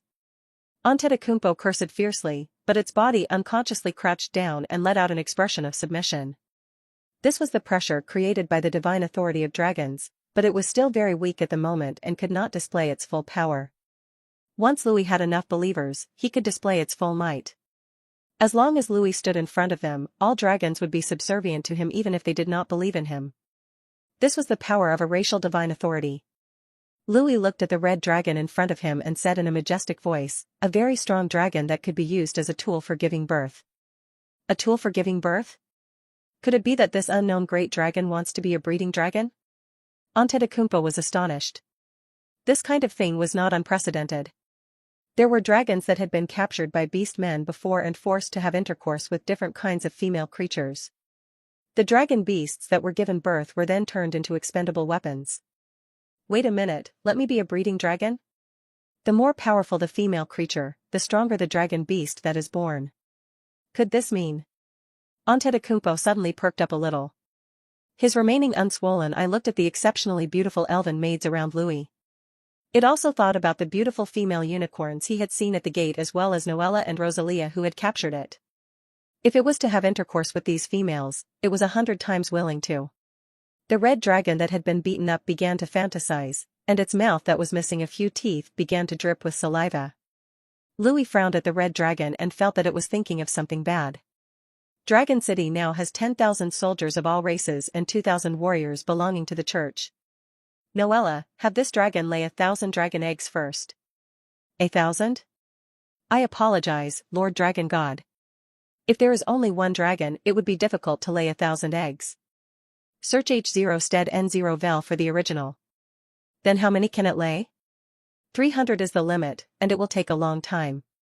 Well then, let's set a small goal of 300 first. After that, let's find some other dragons who dare to offend me to take over its work. Louis and Noella's words made Antetokounmpo faintly feel uneasy. It boldly spoke with slurred words, I don't know what you guys are talking about, but I want to make it clear that I'm a male dragon. I can't lay eggs. No, a strong male dragon like you would soon be laying eggs. Louis flashed an extremely evil smile at Antetokounmpo. His goal was to boost the fighting power of Dragon City. In the future, he would let his unborn daughter inherit it. As a father, Louis did not want to have his daughter live a hard life full of difficulty. Therefore, he had to work hard to leave enough property for his daughter. Antetokounmpo suddenly remembered the legend. It was said that 1,000 years ago the Queen of Calamity, Noella Nicegain, had created a spell with her remarkable wisdom. It was a spell that could make male dragons pregnant and give birth to dragon beasts. These dragon beasts were the strongest kind. Could it be that the legend is true? Thinking of this, Antetokounmpo suddenly became afraid. It stared at Noella with its dragon eyes, hoping that Noella would tell him everything was just a joke. Unfortunately, Noella pulled the chain in her hands and dragged Antetokounmpo to an open space in the hall where an extremely complex magic formation had been set up in advance. Kill me. Let me die. I am unwilling to accept such an insult. Antetokounmpo shouted in terror and tightly gripped the floor, but it could not resist Noella as its powers had been temporarily sealed. Louis watched coldly as the dragon was pulled into the formation and watched as Noella activated the spell. He watched as the dragon struggled but to no avail. Its belly began to visibly swell. What an evil spell. Louis vainly averted his eyes and touched his own stomach. Making a proud dragon pregnant is definitely more painful than killing him. Fortunately, he now had a divine body, so the spell was unlikely to affect him. Louis thought thankfully. In the main hall of the Dragon God Church, a pure golden figure walked leisurely through. The night was not a time of prayers for the Dragon God Church. Louis's dogma required people to pray in the morning, thus the important people of the church could move unhindered at night. After much effort and an investment of significant resources, the first church of the Dragon God was built. In the future, it would become a sanctuary for the faithful. Louis was currently walking inside the halls and admiring the place. The church's structure was close to Baroque style. Compared to the messy beauty of the human churches, there were many details that were different. His church was built based on grandeur so that people could feel at peace even if a dragon were to attack. The tall dome created a solemn silence that made the believers feel reverence and devotion from the depths of their hearts. This place will become great in the future. The god whispered softly as if he was making a prophecy. Yes, Lord Dragon God. Your sanctuary will become powerful and revered in the future. Truly admirable. Beside Louis came a soft, lively, and joyful female voice. By just listening to her voice, anybody could tell that she was a stunning beauty. However, anyone who came and took a look would be surprised that the beautiful and cheery sound did not come from a humanoid creature, but from a pure white unicorn. It was a legendary creature that could only be found written in books for the past thousands of years. It had flawless white fur that could not be stained by any other color, not even gray of dust and dirt. Its pure white fur shone and glimmered like a freshwater pearl. The unicorn was a white horse with a spiral horn on its forehead that symbolized its nobility and purity. In the world of San Soliel, unicorns had another meaning. They represented hope and joy.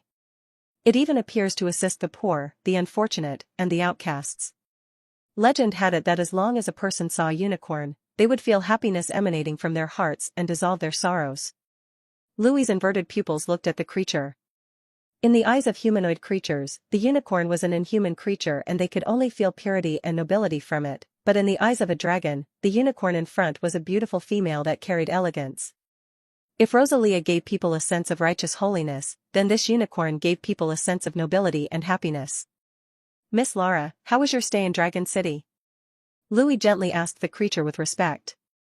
This was because the unicorn in front of him was not an ordinary unicorn, but the queen of unicorns, a demigod that had lived for millennia. Yes, this was a demigod unicorn who had been helping the Silver Moon goddess for the past thousands of years. The goddess did not permit anyone to become a demigod because she could not trust anyone, but she trusted this unicorn as it was one of the non-elven creatures that belonged to the gods of nature. Lord Dragon God, to be honest, I prefer the quietness of the Forest of the Moon and the serenity of the Silver Moon Kingdom. This unicorn was very lively and talkative. She had no intentions of flattering Louis and spoke the truth, but Saloon thought that I shouldn't just stay in the Forest of the Moon as that would be bad for me. She told me to go and see the world. That's what brought me to your Dragon City. Unicorns were a group of distrustful creatures. They would always roam outside of the influence of people and were always wary of everything, but unicorns would show a faithful friendship as long as they recognized a person and trusted them. As long as the other party did not betray, they would never betray their friends. Thanks to the Silver Moon goddess, Lara also trusted Louis. Thus, she permitted Louis to approach her and talk with him like a sincere young girl. Do you know why you're called Lara? Louis looked at the beautiful white hair of the unicorn queen in front of him and could not resist reaching out and caressing her back. In the eyes of human-like creatures, a human caressing a horse was a common thing, but in the eyes of a dragon, Louis's behavior was the same as touching a girl's body with his hands. Lara's forehooves chopped uneasily a few times. Her head tilted to the side as if to convey her nervousness and shyness. Her Highness Saloon told me that Lara was the name of the previous unicorn god. This unicorn queen was one of the few creatures who knew of the Silver Moon goddess' true identity. After a short pause, she used her joyful and shy voice to say, Lord Dragon God, do you want to ride on me and go for a stroll? I have only ever let Her Highness Saloon ride on me, but if it were you, I would be willing to do the same. Lara rubbed her face against Louis affectionately and let out a pleasant laugh. Of course, I'm willing to ride on your body. Louis chuckled. He deliberately emphasized the word ride. Regardless of whether the pure and beautiful unicorn queen understood what he meant, Louis continued, Her Highness Saloon gave you this name, hoping that you could become the new unicorn god. As a friend, you can call me by my first name. Yes, Your Highness Louis. Friends should call each other by their first names to be more affectionate. I thought that dragons are hateful creatures. I have seen many green dragons inside the Forest of the Moon and they always carried malicious intent. Of course, I'm not talking about you. You are a wise and likable dragon. The unicorn queen spoke in a light and lively tone. Although she had lived for thousands of years, she had the mind of a teenage girl. Perhaps this was the true nature of unicorns. They did not know sadness and only joy and happiness. A powerful existence would always be born within races with small populations and no deity presiding over them. This existence would be able to easily become the race's racial god. And this unicorn in front was one of them. Compared to other powerhouses becoming a god, Lara would be able to easily become the unicorn god. However, this kind of scarce race was not strong. Even if Lara became a god, she would at most be a weak god. However, unicorns belong to the gods of nature, so she could not join other gods and she could only become the subordinate god of the silver moon goddess. For a god who was part of a system, having more subordinate gods who did not influence their faith was better. Even if it was a weak god, it was still a god. Because unicorns were a solitary group, Lara would not need to fight with the silver moon goddess for believers. The unicorn queen happily bent her neck, indicating Louis to ride her back. Louis did not do as he was told and shook his head. Please wait a moment, Lara. I have a guest that I must meet. Should I go back? No, you can stay by my side. A unicorn. The soft female voice continued, there are actually unicorns here. Supposedly one can only find them in the forest of the moon. A herd of unicorns strolled around the front of the palace while keeping a wary eye on the visitors. Upon making eye contact with them, their figures quickly vanished. The young lady sighed in disappointment. Corvin, this is it. I'll have to go on my own from here on. Princess Andrea softly commanded. She was wearing a chiffon gown with a belt around her waist that outlined her delicate waist and looked at her escort with gentle eyes. But your highness, I am your guard. Corvin subconsciously retorted. He gripped the hilt of his long sword and felt inwardly apprehensive. No, Corvin, having an escort is meaningless in the dragon god's palace. Although saying this may make you sad, you do not have the qualifications to face his highness. Her highness Andrea shook her head, but her words had indeed hurt Corvin's heart. Corvin did not dare look at Princess Andrea's beautiful face, afraid that he might do something a guard should not do. He took a deep breath. Lord Derek, that dragon god. Is he really a god? Corvin did not dare believe that the Lord of Dragon City was a true god. In the world of Sansolial, gods had not appeared for the past 30,000 years. If there were true gods, how could the theocracy only stand in one corner of the world? Derek heavily nodded his head. Although the feeling that the Lord of Dragon City gave off is only at the level of a demigod, it was different from an ordinary demigod. It's an existence that we cannot understand. Corvin, you should know about the ancient religions and cults that have been popping up in the Empire, right? I'm afraid that the gods have woken up. Someone becoming a god at this time is not unimaginable. The gods. Corvin muttered. This distance was not something a warrior like him who wasn't even a legendary rank warrior could imagine. It was only something he could wish for and envy. He not only had no qualifications to accompany the princess, but he did not even dare to display any signs of anger at that kind of mighty existence. Corvin, you should go back to the hotel first. Derek and I will return after an audience inside the dragon god's palace. Princess Andrea gave a direct order. Corvin did not dare refute any more and saluted before heading back. However, Corvin did not return to the hotel like the princess ordered and stayed on the street directly outside the dragon god's palace. He could not stop his wild imagination from formulating all sorts of scenarios that might play out once his liege met the supposed god. Would the dragon god be interested in the princess? Dragons were extremely lascivious existences after all. Moreover, it was a god among dragons. Its lust might be particularly extreme. No, I shouldn't think like this. That thing is a god, so it should be different from mortals. The dragon god definitely wouldn't take interest in mortals, but with the princess beauty, I'm afraid that even the gods would be moved. Corvin's mind was a mess. He could only resent his powerlessness, his own incompetence, and his own insignificance in the grand scheme of things. He couldn't even approach and protect the princess that he admired. Princess Andrea and Derek stepped into the dragon god's palace. The princess asked with concern, Lord Derek, His Highness Dragon God took so long to meet us, do you think you will agree to the Empire's request? This was the first time Derek saw the princess express her worry. He wanted to comfort her and tell her that they would succeed, but in the end, he could only sigh, mortals cannot guess the thoughts of gods, Your Highness. That was right. They were about to face a god. It was natural that the princess would be worried. Even if he was a legendary rank warrior, he also felt his stomach churn. Derek felt a bit sad. He felt that he was born in the worst era and could not help but worry. Let's keep quiet, Your Highness. We have arrived at the sanctuary. Derek whispered. The princess smoothed his wrinkled brows and let out a soft smile and a gentle expression while taking small steps. At the entrance of the dragon god's sanctuary was a huge statue of a dragon. The doorway was made of bronze which opened into a long path. The floor was inlaid with a soft gold carpet.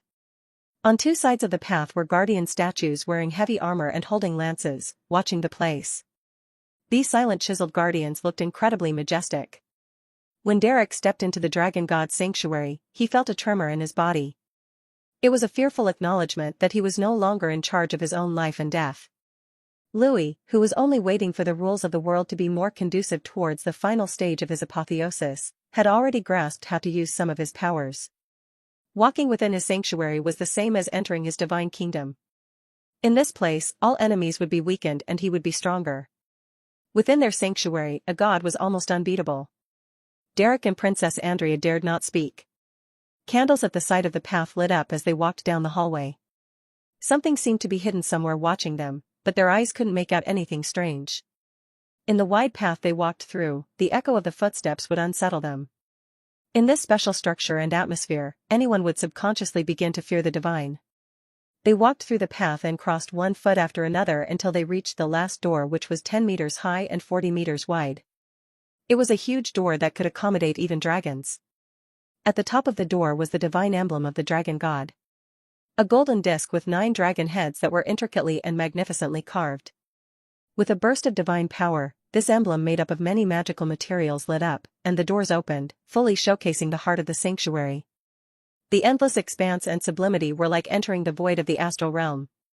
The first thing anyone would see upon stepping into this palace would be a stone statue that was tens of meters high. It was a huge dragon statue with a magnificent dragon body. The dragon's head seemed to be a blur.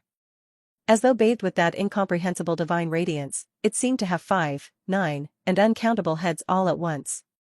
Gods would only show people their ideal forms and would not let people carve out their real appearances. Under the stone statue was a human wearing golden robes with their backs turned towards Andrea and Derek, only paying attention to the statue in front. Toward the figure's right was a pure white unicorn. This unicorn was different from the ones outside the sanctuary. It was even more superior and noble. Seeing her was like seeing happiness. That unicorn is actually a demigod. Derek was shocked and could not help but let out a low cry. He immediately felt fear when he saw the unicorn. The golden figure reached out and gently stroked her beautiful white back as if to say that even a demigod unicorn was just a creature that brought happiness. Greetings, venerable and mighty Lord Dragon God Louis Galacrond. The princess of the empire or a legendary rank warrior quickly collected themselves and set aside their pride as they performed the highest form of salute towards that figure. Lara gazed at the two visitors with slight apprehension. Unicorns were highly vigilant of other living creatures. Although they did not only let people of high moral character ride them as the rumors said, they were creatures that weren't tainted with mortal filth. They would always live in deep forests or mountains where few others resided. Although Lara was a demigod, she had never gone outside of the Forest of the Moon before. She had stayed in the Forest of the Moon for thousands of years and had only become a demigod thanks to the guidance of the Silver Moon Goddess. As the Queen of the Unicorns and their protector, she had received the faith of the unicorns. Unlike Louis, she not only had to gather her own believers, but she also had to figure out her divine authority by herself. This was the real path to godhood and took millennia to succeed. Prospective gods would need to cultivate their own divinity, condense their divine authority, and create their godhood. Each step was very difficult and the slightest mistake would burn them to ashes. For Louis, who had been given a powerful godhood and divine authorities, he only needed enough divinity and faith to become a god. He did not have to do anything else as he went through the easy path. Louis patted Lara's snow-white back, soothing her anxiety. At the same time, he used his ability to telepathically tell her, "Lady Lara, you have to overcome the nature and weakness of your race. Learn to come into contact more with mortals and other creatures. As long as you can do that, you should be able to condense your godhood in the future." Louis's tone was relaxed and calm as if he was an elder teaching a unicorn that had lived for thousands of years. "Your Highness Dragon God, thank you for your reminder. I will try my best to restrain this weakness of mine." Lara also used divine power to silently communicate with Louis. Although gathering divinity was a slow process, it wasn't difficult. One only needed an ample amount of time. For the unicorn that had lived thousands of years, she had already gathered enough. As for condensing a divine authority, one had to do something related to the divine authority to be able to feel its true meaning. For example, to be able to gain the divine authority of justice, one had to exercise justice. What a god did need to be consistent with was their divine authority. There was also no problem with this point. She had been the queen of the unicorns for thousands of years. This already met the requirements to become the god of unicorns. The last and most difficult thing was to use divine authority to create a godhood. This was the foundation of godhood. This process needed something akin to enlightenment. It was to supplement one's own defects. Unicorns were overly vigilant by nature. This was why the silver moon goddess made her leave the forest of the moon to make her come into contact with more people and races. This would eliminate possible future dangers. For a long time now, the silver moon goddess could not oversee the entire forest of the moon and guarantee its safety. As a result, she had stayed in the forest, protecting it. With Dragon City's establishment, Louis now stood like a wall that helped protect the forest. This was also why the silver moon goddess was able to send Lara to him reassuringly and help her pass the last hurdle to become a god. The silver moon goddess is too careful. It would be hard for a demigod to face any kind of danger. However, this unicorn is indeed a bit too pure and naive. It would be too easy to fool her, Louis thought. Derek and Andrea had remained kneeling respectfully. Louis did not pay attention to them, so they did not dare speak out first. After reassuring Lara, Louis looked at the two of them and spoke with interest, a princess and a legendary rank warrior. You have both traveled a long way to my Dragon City from the Subala Empire. I guess that there must be something you want to tell me? Derek and Andrea were shocked. Since the god had directly brought this up, Derek signaled to the princess with his eyes. Princess Andrea beamed a pure and clean smile. God Louis, this is a letter that my father, Abel, asked me to hand over to you. Louis extended a finger and the letter flew from the princess' grasp to his palm. He looked at the wax seal on the letter to verify its origins. Sure enough, it was the Subelon royal family's imperial seal. There were even magic fluctuations coming from it. If it was not opened with the right method, the letter would self-destruct. This was equivalent to a magic lock. Lord Dragon God, about lifting the spell. Before Andrea could finish her words, Louis waved his hands, no need for the trouble. With a wipe of his thumb, the spell on the letter was removed. Derek and Andrea were once again shocked. This spell had been used for thousands of years and even demigods could not break it. It had been the favorite spell of the royalty and nobility when sending letters, but the spell was actually wiped off by the dragon god. Could this be the difference between gods and demigods? The two were anxious, but they did not dare voice it loudly. Louis did not open the letter yet and looked at Andrea with his inverted golden pupils and said with a gentle smile, I heard that your highness was ambushed by an assassin in the Subala Empire. Other than having this letter delivered, the emperor had sent you here for protection. He knows that even your brother cannot send someone to assassinate you in Dragon City. Louis continued, you really are favored by the emperor. Even a legendary rank warrior is accompanying you. It's my honor for father to dote on me so much. The princess of the Subala Empire let out a shallow smile and curtsied. Her smile was sweet and pure as she blushed. That's right, the Subala Empire's emperor is really a great man. Even the murderous and deceitful emperor could turn a blind eye to things. This kind of boldness is quite rare in this world. It's a pity that I could not meet him. Louis said with a deep smile in his eyes. What are you talking about, Lord Dragon God? Andrea cannot understand. Princess Andrea was confused. Her eyes were clear and pure. Her long eyelashes swayed as she blinked and cocked her head as if she could not understand Louis's words. Seeing such a princess, Derek relaxed. He first thought that Louis was suggesting that something was wrong with the princess, but after hearing her heartbeat smoothly and her facial expression remain unchanged, Derek could not find anything wrong with the princess at all. If a legendary rank could not detect it, then a demigod wouldn't be able to find the root cause as well. But Louis, who was close to becoming a true god, could see the princess' soul tremble with his words. Her soul is not an ordinary soul, but a holy soul. However, there is no divinity or divine power coming from her weak human body. How interesting.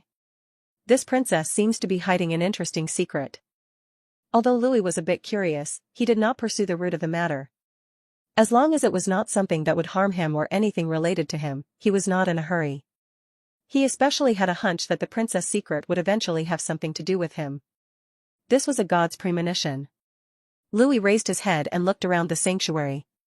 As a new god, he had not yet stayed in this world long enough to inscribe his entire history on its walls.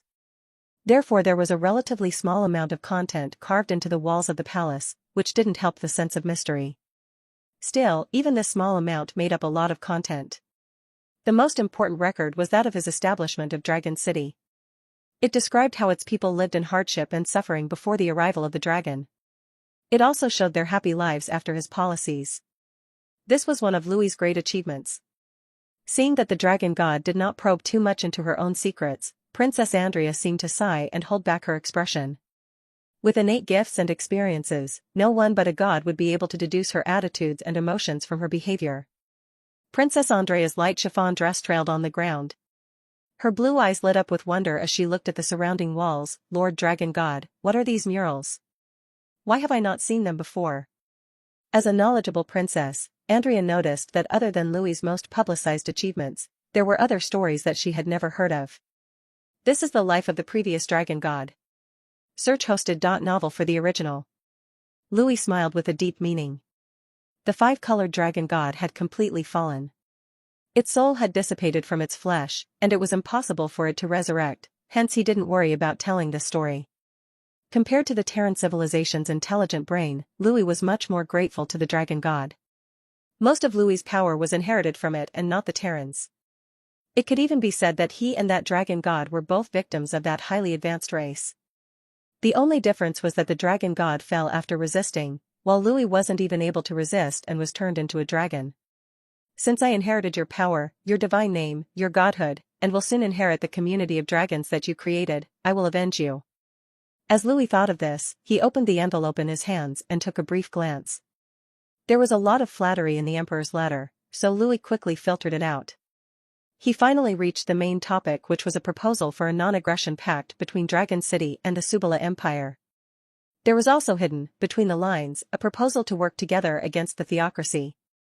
Unlike the modern concept of nation-states which existed on Earth, political organization in San Soliel was often centered around individuals like kings or lords. The only power large enough to be considered an empire was the Subala Empire. Gods will never allow a mortal to stand at their level. Louis flicked his finger and burned the letter in his hand. He looked at the princess thoughtfully and smiled. It seems that the empire's current situation isn't too optimistic. There are many internal and external dangers. Although the empire has some problems, it is currently flourishing. It's too much to call its situation precarious, Andrea replied. Louis smiled indifferently. Even if other people could not see it, as someone who was close to being a god, how could he not see the reality of what was happening to the empire? In the eyes of ordinary people, the empire might be an unbeatable beast that occupied most of the western continent. It had a well-developed economy and claimed to have millions of soldiers and many powerful people. Although the Subala Empire fought with the theocracy could not do anything about the empire. It knew that the empire still held the advantage and the current emperor was a talented person. Moreover, he had two gifted sons that could succeed the empire once he was gone. He was a king who knew how to look to and understand the future economy of the empire and manage national wealth. But only people at Louis's level knew that the gods were waking up. The entire empire was already being infected with believers. This was not a place like Earth where gods were fictitious beings. The deities might still be very weak at the moment, but they were still able to give their believers power. And with time they would return to their thrones. As the country with the largest population, the empire had already become the main battleground for the gods to spread their gospel. The gods, whether good or evil, were there for the benefit. Thus, whatever the final results of this secret battle of the god were, it was impossible for mortals to remain supreme. The church will also be split as the god of war and goddess of mourning fights. The empire will also fall apart as the gods secretly fight for believers. With this pattern, the Western continent's superpowers will collapse and shift in the coming years. This was the result that Louis's eyes saw. However, since the emperor is so reasonable, and Dragon City has just been built, I am willing to sign a peace treaty with the empire. Given the thread of the conversation so far, Andrea was shocked at his prompt agreement. That emperor seems like he won't concede. Louis thought this way. The emperor of the Subala Empire seemed like he did not want his rule to be shattered. That's why he wanted to fight to the death against the different religions. In order to utilize his entire force on internal problems, he would want Louis, an external power, to not take advantage of their internal problems to attack. Little did he know that Louis had no intentions of joining the gods' competition in seeking believers from the empire. For a god, it wasn't the case of having the more the better. the number of believers had to still be within a reasonable range. For example, a god with high-tier divine power would need 500,000 true believers. Even if that god had 5 million believers, it did not mean that the god would become stronger. The number of believers determined the lower limit of the gods rather than the upper limit.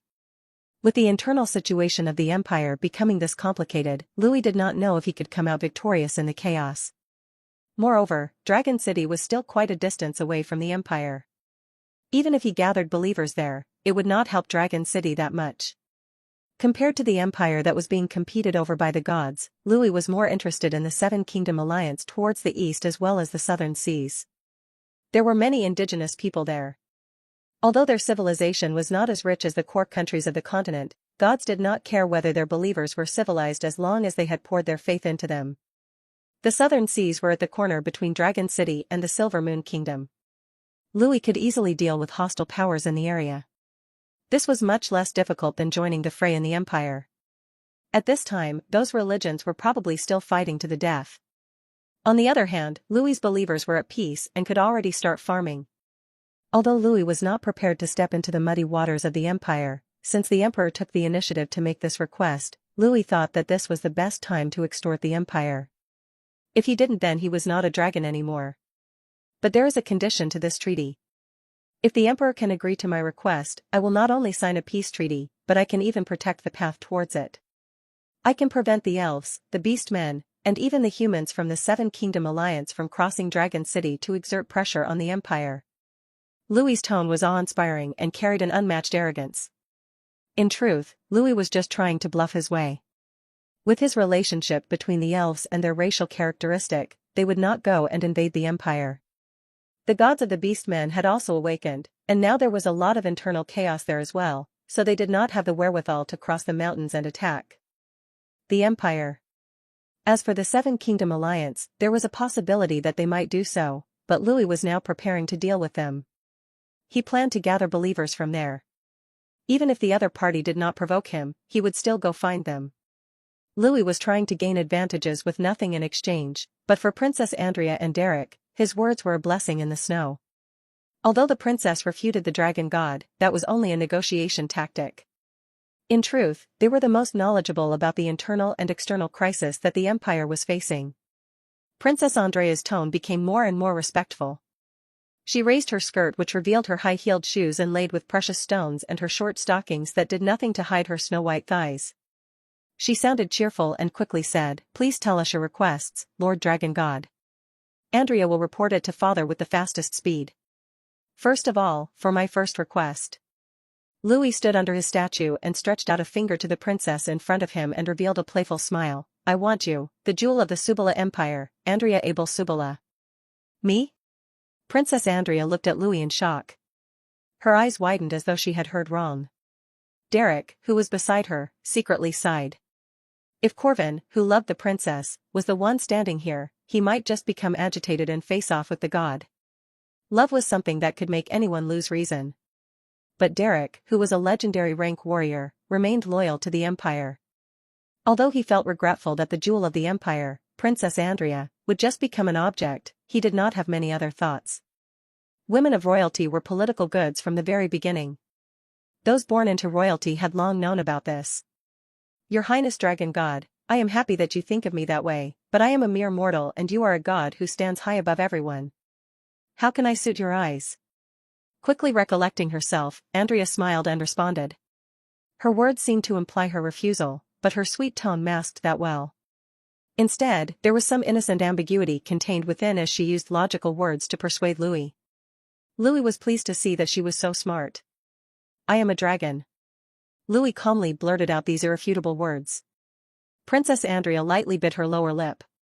Her beautiful face expressed a smear of aggression and grief, but what was strange was that her turquoise blue eyes did not show much emotion, as if she did not mind becoming a political bargaining chip, or even the dragon's plaything. It was well known that dragons were very lascivious. Male dragons, whether in heat or not, were interested in all beautiful female creatures. They could appreciate the aesthetics of every creature they saw. As a dragon god of the dragon god faith, it was within reason for Louis to be interested in beautiful female creatures. Andrea was not proud of this, but she knew that her appearance was top-notch not only among humans but even elves. In addition to her pure and gentle temperament and her noble identity, she was attractive enough to become an object that everyone coveted. In fact, although Louis liked the sense of vanity that the princess appearance and noble identity brought him, he had already gone out with a goddess and got her pregnant. As a result, his possessiveness over Andrea was not particularly strong, but he was very interested in the secrets that she was hiding. If she stayed by his side, then perhaps he might be able to see more interesting things. Princess Andrea sighed as if she was compromising and said, "I will report your request to father. If father agrees, Andrea is naturally willing to become a bridge between the Empire and you." She spoke with a slightly listless and mechanical tone, as though she was treating herself as a pure bargaining chip for her country. For a brief moment, her radiance seemed to dim. "Good. If the Emperor agrees to my request, then we can continue our discussion," Louis said. "Your Highness Dragon God, if you still have any other requests, why not let this Andrea convey all of them to the Emperor?" She once again returned to her noble posture. Without a hint of shyness, she awaited Louis's next words. After taking a deep look at the princess, Louis continued, "I heard that the Subala Empire has beastmen slaves. I do not know the exact number, but the Empire has had many conflicts with the beastmen over the decades. There had also been slave traders who have traveled to the beastmen country to capture beastmen and brought them back alive to the Empire." Andrea's mind turned and immediately understood what Louis was pointing to. Louis made some calculations and slowly spoke, "I need 50,000 beastmen slaves and 50,000 human slaves. Of course, Dragon City will compensate you for them." Nowadays, the population of Dragon City was a bit unbalanced. It wasn't that there were too many humans, but rather the balance between elves and beastmen was too skewed. There were more than 50,000 elves in the city but only a few thousand beastmen. This was not conducive to the racial diversity that Louis desired. He was the god of all dragons, but the number of dragons under him did not meet his needs. As a result, he needed human, elf, and beastmen believers. This was the only way he could consolidate his power. Now that the gods of the beastmen were beginning to return, it would be difficult for him to capture beastmen slaves in the future. While the gods had not yet taken full control, Louis had to make up for the lack of beastmen population in his city. With their high fertility, he would not have to worry as long as there were enough of them as a base. With this batch of human and beastmen slaves, Dragon City's citizen population should reach 300,000. After that, I need to gather faith from the Southern Seas and the Seven Kingdom Alliance. When Princess Andrea heard Louis's request, her brows knitted slightly. It was not that Louis's request was difficult, but it was too simple. 100,000 slaves in exchange for friendship was not a loss of the Empire. With Louis being willing to pay for the slaves, it could be said that the Empire made a profit. The dragon god making such a simple request was outside of Andrea's expectations. As if seeing through Andrea's doubts, Louis just laughed. "Compared to the others, the princess is the most important part of my request." Faced with the praise of a god, even if she was treated as an object, Andrea was still inwardly happy. Her beauty being able to move even the gods was definitely something for her to be proud of. Although Louis said it like this, in truth, he was inwardly snickering. If he compared the princess to the 100,000 slaves, he would definitely choose the slaves, because these slaves would be his future believers. If not for Dragon City being close to full, Louis would have asked for more, but 100,000 was the limit he could afford. With the gods fighting for believers in the Empire, if Louis took a lot of people out directly from the Empire, then he would make a good amount of them upset. 100,000 people should still be within the acceptable range. It would not turn him into a target. And he would rather not butt heads at this stage. "I just need to ensure that the number of believers is enough. If the gods want to fight over there, then let them fight." Since the number of believers did not affect a god's power, 1,000,000 and 10,000,000 were not much different. As long as he had a safe number of believers, he should be able to gradually gain more divine power. The Empire had a population of tens of millions of people. Louis wondered how many gods it would breed. "Princess Andrea, if you have heard my request, please tell it to the Emperor." Louis sent her off politely. Andrea and Derek respectfully bade farewell and left the palace. After the two of them left, Louis looked at the Unicorn Queen beside him. "Would you be willing to let me ride you and go on a tour of Dragon City?"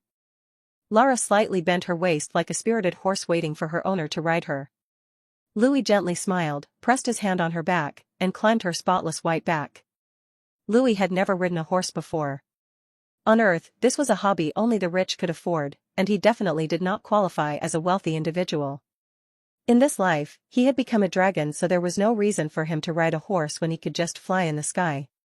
Even if Louis tried to ride one, like a beast on top of the food chain, the horse would likely panic when confronted with his aura. However, Lara was different. She was a unicorn that only appeared in legends, and she was even the queen. After getting on Lara's back, Louis felt strangely comfortable. Her back was so soft enough to feel boneless. It was as though he was sitting on the world's softest pillow, and he almost moaned in pleasure.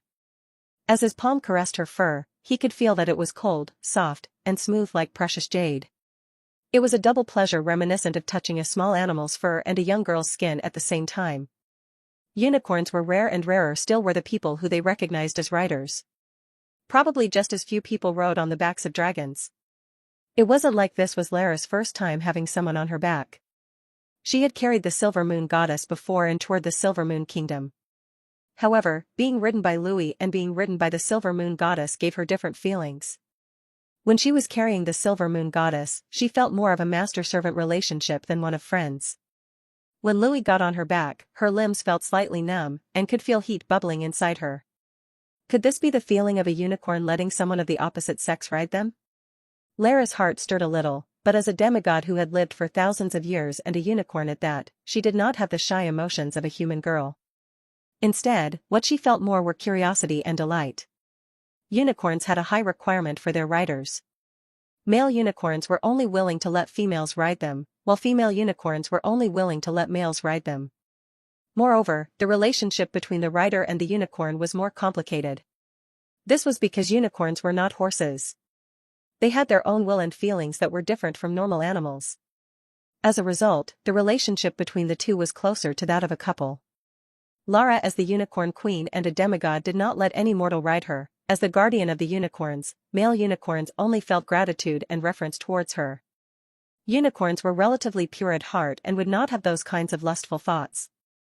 They only liked passionate and sincere feelings. Lara did not dare reject Louis's request, because she knew that he was a true god and had an intimate relationship with the Silver Moon Goddess.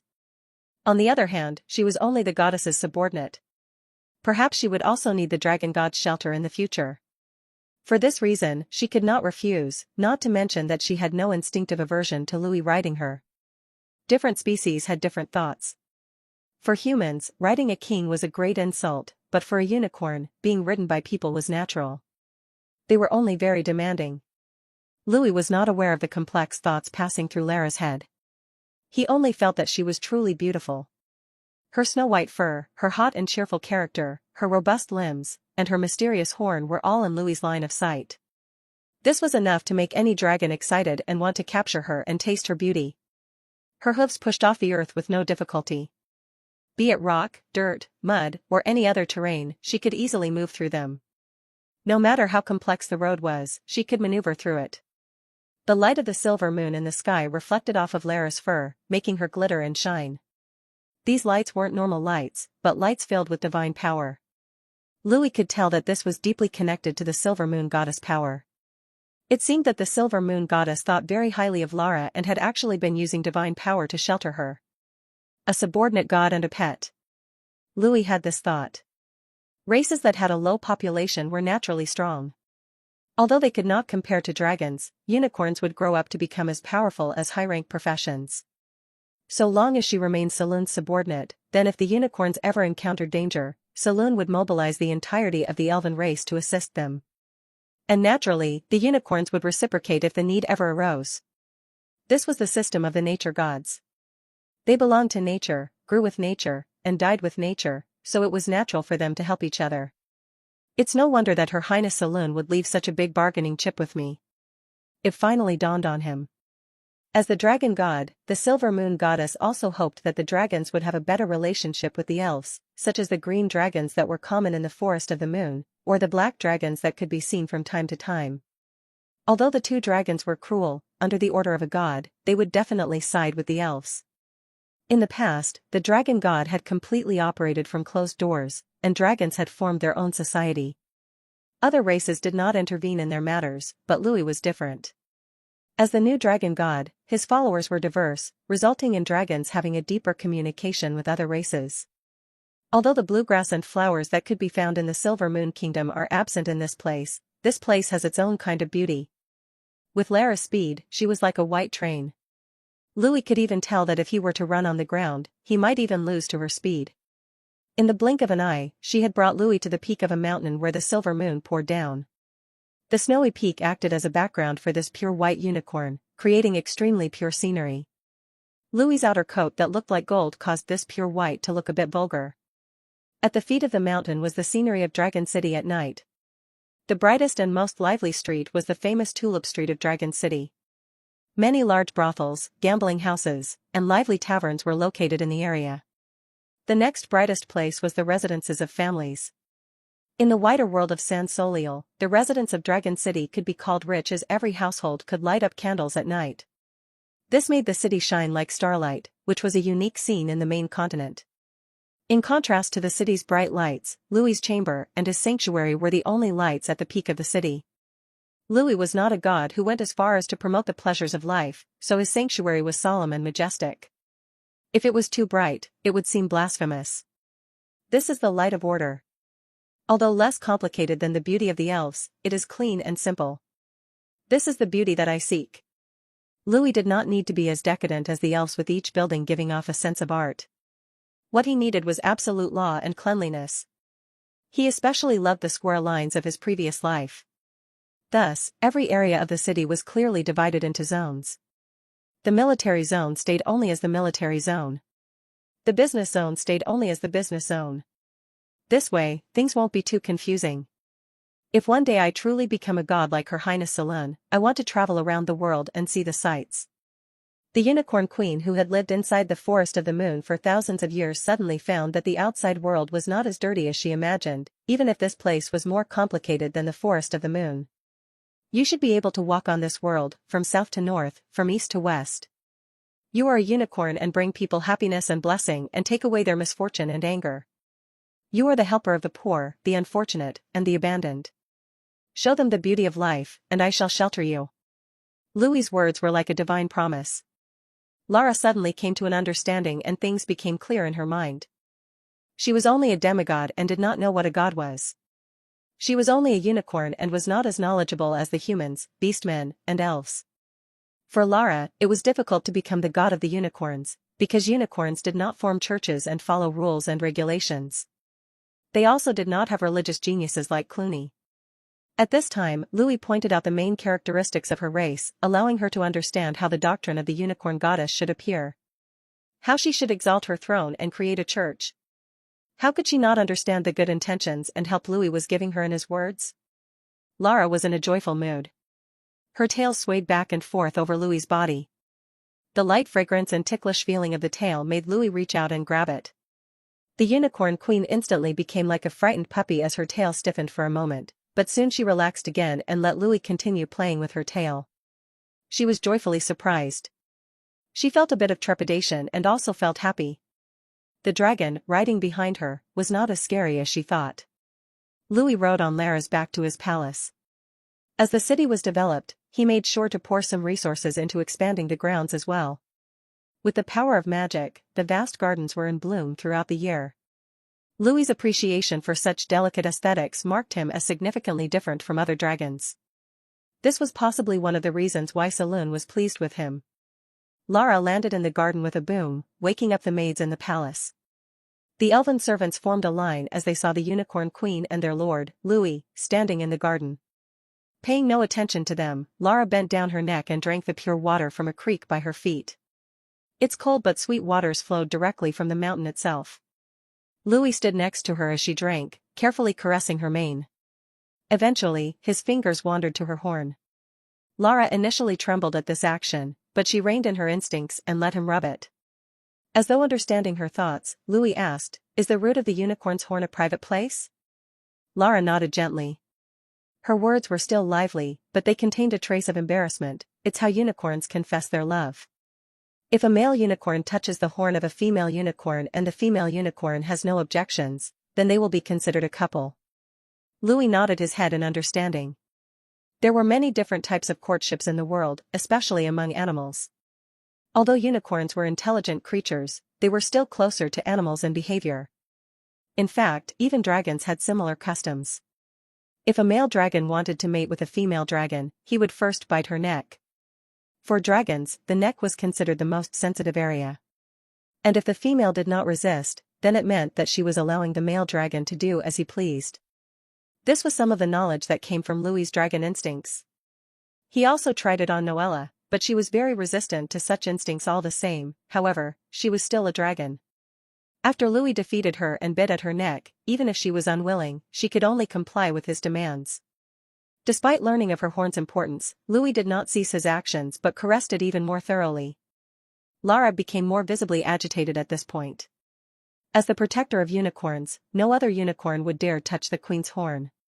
With how alert unicorns were towards other races, she wouldn't let other creatures touch it. The Silver Moon Goddess, who had been the only person who could touch it, wouldn't really have a reason to do so.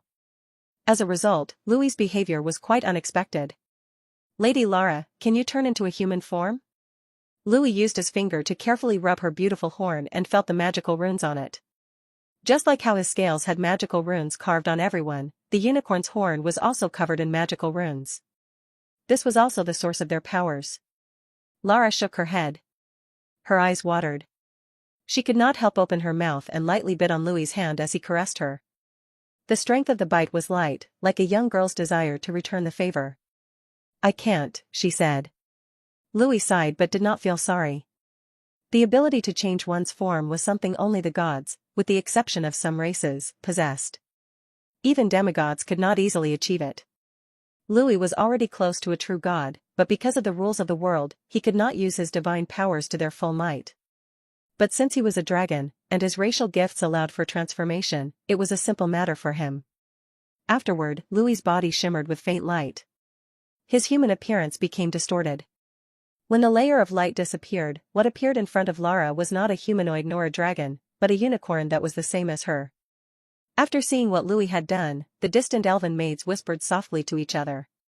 The shy ones turned their backs while the bold ones were excitedly looking at the two unicorns by the river.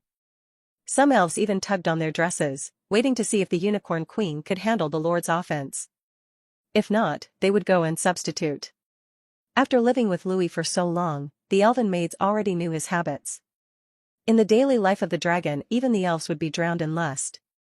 After seeing Louis turn into a unicorn, Lara was a bit surprised. Then Louis strode over to her side and used his horn to touch Lara's. Although unicorns were intelligent creatures, their morals were different from humans and elves. Their instincts remained closer to animals. Facing the courtship of someone of the same race as her, she could naturally reject it, but thinking that the unicorn in front of her had the qualifications of a god and the god of dragons at that, she did not have much aversion to the thought and her heartbeat quickened. The unicorn queen also intimately rubbed Louis's horn. This might have looked like a simple act, but there were a lot of patterns and hidden gestures that only unicorns could recognize. When Louis felt that things were getting interesting, Lara's limbs finally went soft. She kneeled down at the edge of the river. How could Louis not know what to do at this time? In the distance, the elven maids watched as the two pure and beautiful white unicorns were stacked together.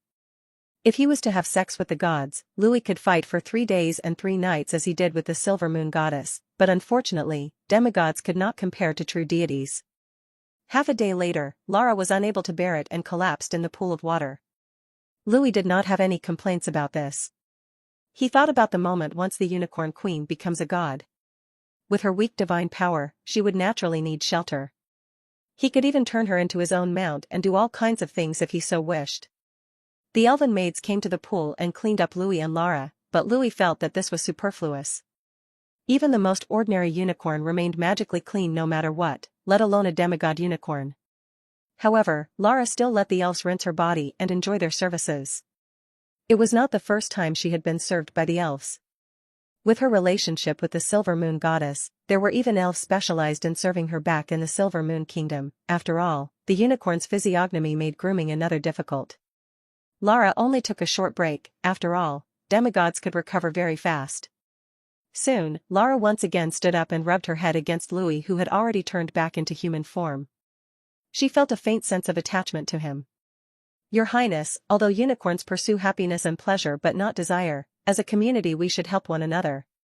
No matter which race unicorns choose to be with, we will always be together. Your Highness, you are now Lara's only rider. Lara's voice was cheerful and gentle. This was no human vow of devotion, but the Queen of Unicorns. The jovial melodies of song and dance resounded from within Louis's palace. The beautiful elven maidens, dressed in beautiful clothes, danced in their traditional forms within the hall. They twirled with elegant pirouettes, leaped into the air with clean motions, and ultimately frolicked in a coordinated manner that filled all who were lucky enough to see them with joy and vibrance. At this time the human maids were shuffling around the hall, dishes in hand. These had been prepared by the finest cooks of the halfling race with the finest of ingredients that Louis had at his disposal. In this banquet hall, various senior officials of Dragon City were gathered. Marches, Lisfer, Cisna, and the others were obviously present. There were even officials who Louis only knew by name but rarely saw. With the expansion of Dragon City's population and construction works, there was a need to expand the city's administrative capacities as well. Louis had ensured that there were no shortfalls in the requirements of his burgeoning civil service. And these officials were considered as new nobles of Dragon City. Louis was not particularly against the idea of forming an aristocracy, especially since it was the norm in this world. So long as the church remained preeminent and the people's livelihoods were guaranteed, he really didn't care much. The banquet this time was a farewell banquet held for Her Highness, Princess Andrea of the Subala Empire. However, as guests were being sent off, Andrea and her escorts did not seem happy. She struggled to keep a polite smile on her face, but from time to time anxiety and fear crept into her expression.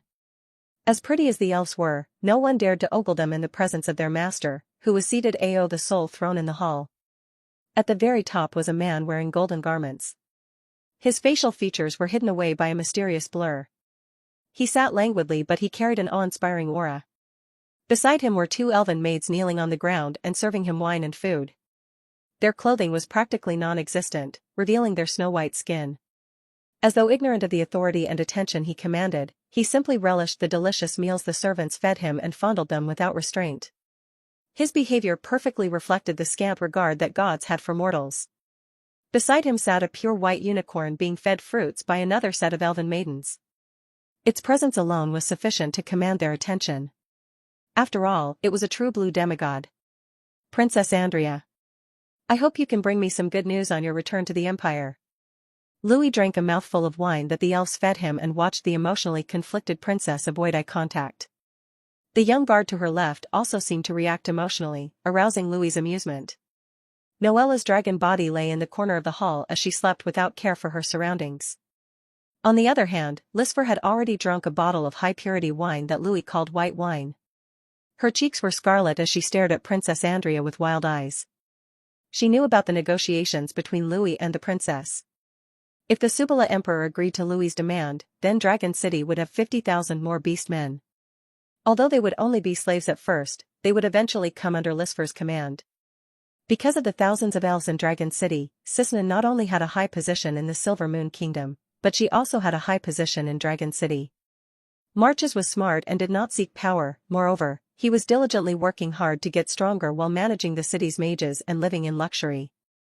As for Clooney, who once had the lowest status, he had now become a founder of the Dragon God Church, thus enjoying great authority. Noella and Rosalia were not interested in power. With their natural strength, they had a stable status. The only one who was different was Lisfer. There were only around 2,000 beastmen in the city and she was only at the 9th rank. Having seen that she could not reach the legendary rank in a short time and being obliged to improve her followers' living standards, Lisfer felt that her position had weakened. The main reason was that the population of beastmen in the city was too small to form any major influence. Thus, Lisfer was someone who wanted the treaty to succeed. As long as the number of beastmen increased, her position would only rise in importance. Yes, Your Highness Dragon God.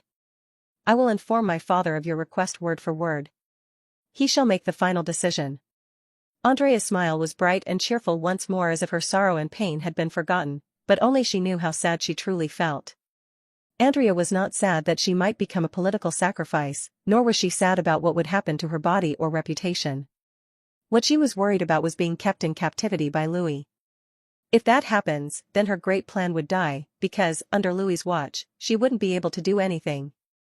Is this the most my life would amount to?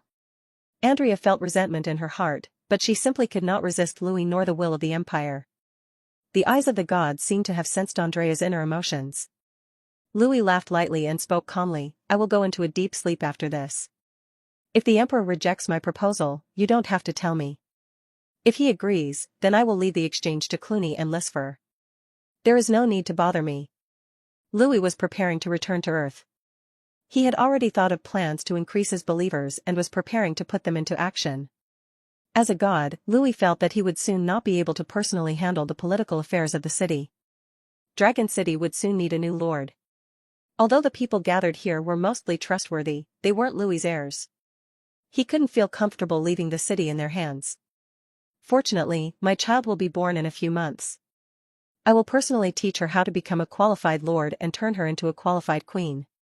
My daughter, once you are born, the forest of the moon will whisper your name and I will become a star and raise my throne. At that time, you will be crowned queen. Louis was calm. The sooner his daughter was born, the sooner he could properly ascend. The people of Dragon City were already familiar with Louis going into a deep sleep from time to time because this was the nature of dragons. After a pause, Louis continued, Princess Andrea, if this matter is concluded, perhaps I can help you achieve your wish. Louis did not know what Andrea had in mind, but he knew that she wanted to ask for something and that was enough. Louis was already familiar with these kinds of things. As Andrea heard Louis's words, her heart trembled. She raised her gaze to lock with Louis's. After a few seconds of trying to meet his eyes, she smiled sweetly and bowed her head, if that is so, I shall thank your highness dragon god. Andrea had been planning to nullify the treaty in some way as she did not want to become Louis's possession, but Louis's promise gave her a change of heart. What she wanted to do was very difficult, but if there was a god willing to help her, then perhaps she could succeed. In an instant, Princess Andrea changed her mind and decided to make an effort for the success of this treaty. A god's promise was something worth the risk. What's more, Andrea instinctively did not want to disobey Louis. She felt that doing so was an extremely terrifying risk. Princess Andrea and her attendants left Dragon City and returned to the Subala Empire. In Louis's opinion, his proposal would be accepted. The emperor of the Subala Empire, Abel II, was a brilliant man. In addition to the efforts of past emperors, his rule and hard work for the past 10 years had also helped the empire reach unprecedented levels of prosperity. And the more shrewd the emperor was, the more likely he would choose the right decision to solve his problems. If the Subala Empire's emperor was just an ignorant king, he might not have agreed to his proposal. But Abel was no fool. He would definitely endure humiliation for the continuation of the empire. Unfortunately, your enemies this time are gods, and it isn't just one god, but several gods. Even if you have the ability to rule a country, the final conclusion will leave you depressed. Louis sat on top of the mountain of gold in the hall that was created from many strange and exotic treasures. Of course, this throne was only big enough for his human form. He dismissed all the guests, causing the entire hall to become quiet. This was the order Louis would give whenever he goes to sleep. The officials of Dragon City and the palace maids were already used to this. Louis sat on the throne with one hand propped on his cheek as he began to think. If the gods all regained their power in churches, then the Subala Empire would not last long before it completely fell apart into several smaller countries. Each territory would have a different king and a different god that they believed in. Moreover, the kings wouldn't actually have any real power. However, because the gods were still weak at the moment and their churches were just forming, the emperor was still able to resist, but it was just a matter of time. In the long run, everything was futile and hopeless. These are the shackles of being mortal. Without having seen the power of gods, he thought that he could reach out to them. He even thought to use his kingly powers to actually defeat them, but unfortunately, this is a pipe dream. But this is also good. If you truly surrendered to the gods, that would be bad for me. The more successful you are at staving off their advance, the more time I have to improve my situation. Louis tapped the throne's armrest with his other hand. He had given Princess Andrea a secret letter before she left. The secret letter did not only contain Louis's request but also contained his willingness to assist the empire to a certain extent. As the Lord of Dragon City, Louis did not want to see the gods recover quickly, especially the human gods. Although it was impossible to completely stop them, he would rather cause small problems with his limited support. This way, not only would the emperor agree to his request, but the emperor would also gain a bit more confidence in his endeavor. Even if the emperor knew that Louis had ulterior motives, this was a completely open proposal. Even if he understood Louis's plans, he was still bound to choose this path. Using dirty tactics was the way of evil, but using open plans was the righteous and kingly path. This was like the wheel of history forcing its way through. No matter how much you understood it, you could not resist it. Intelligent brain, do you have any way of putting an alarm on the portal? Louis's tone was calm as he opened his mouth to ask. With his many experiences till today, he had already grown out of his apprehension and teenage mind from when he had just turned into a dragon. He had already completely grown up. His words did not carry any teasing or joking tone anymore and only bore a majesty and coldness that would cause mortals to tremble. Even if he lost all his powers at this moment, he still had the ability to reach a high position in the world of mortals. He was no longer the muddle-headed young man of the past. A person's environment could change their temper, and the way they were raised could change their constitution. Louis already did not meddle in affairs that were not part of his position. He had already seen himself as a god and lost his mortal way of thinking. Exercising the way of the gods with the smallness of mortals was simply putting the cart before the horse. His final goal was to become a god and become a wave in history. Those who were called gods yet still had mortal thoughts were just powerful mortals. Without the power to match the mind and will, the individual was still human and not a god. Gods were loyal to desire and high above all. Although they could be kind, they had to be able to make decisions when the time comes. Gods should live like gods and not live like humans in divine bodies. Desire was not just greed, lust, and these kinds of things. Even doing good deeds and fulfilling justice was also a desire. A god's desire was everything to them. Host, because you have found sufficient energy sources, I have regained some of my functions. I will set up an alarm around the wormhole with the power of the Terran civilization. It will not be discovered by any living being in the world of San Soliel.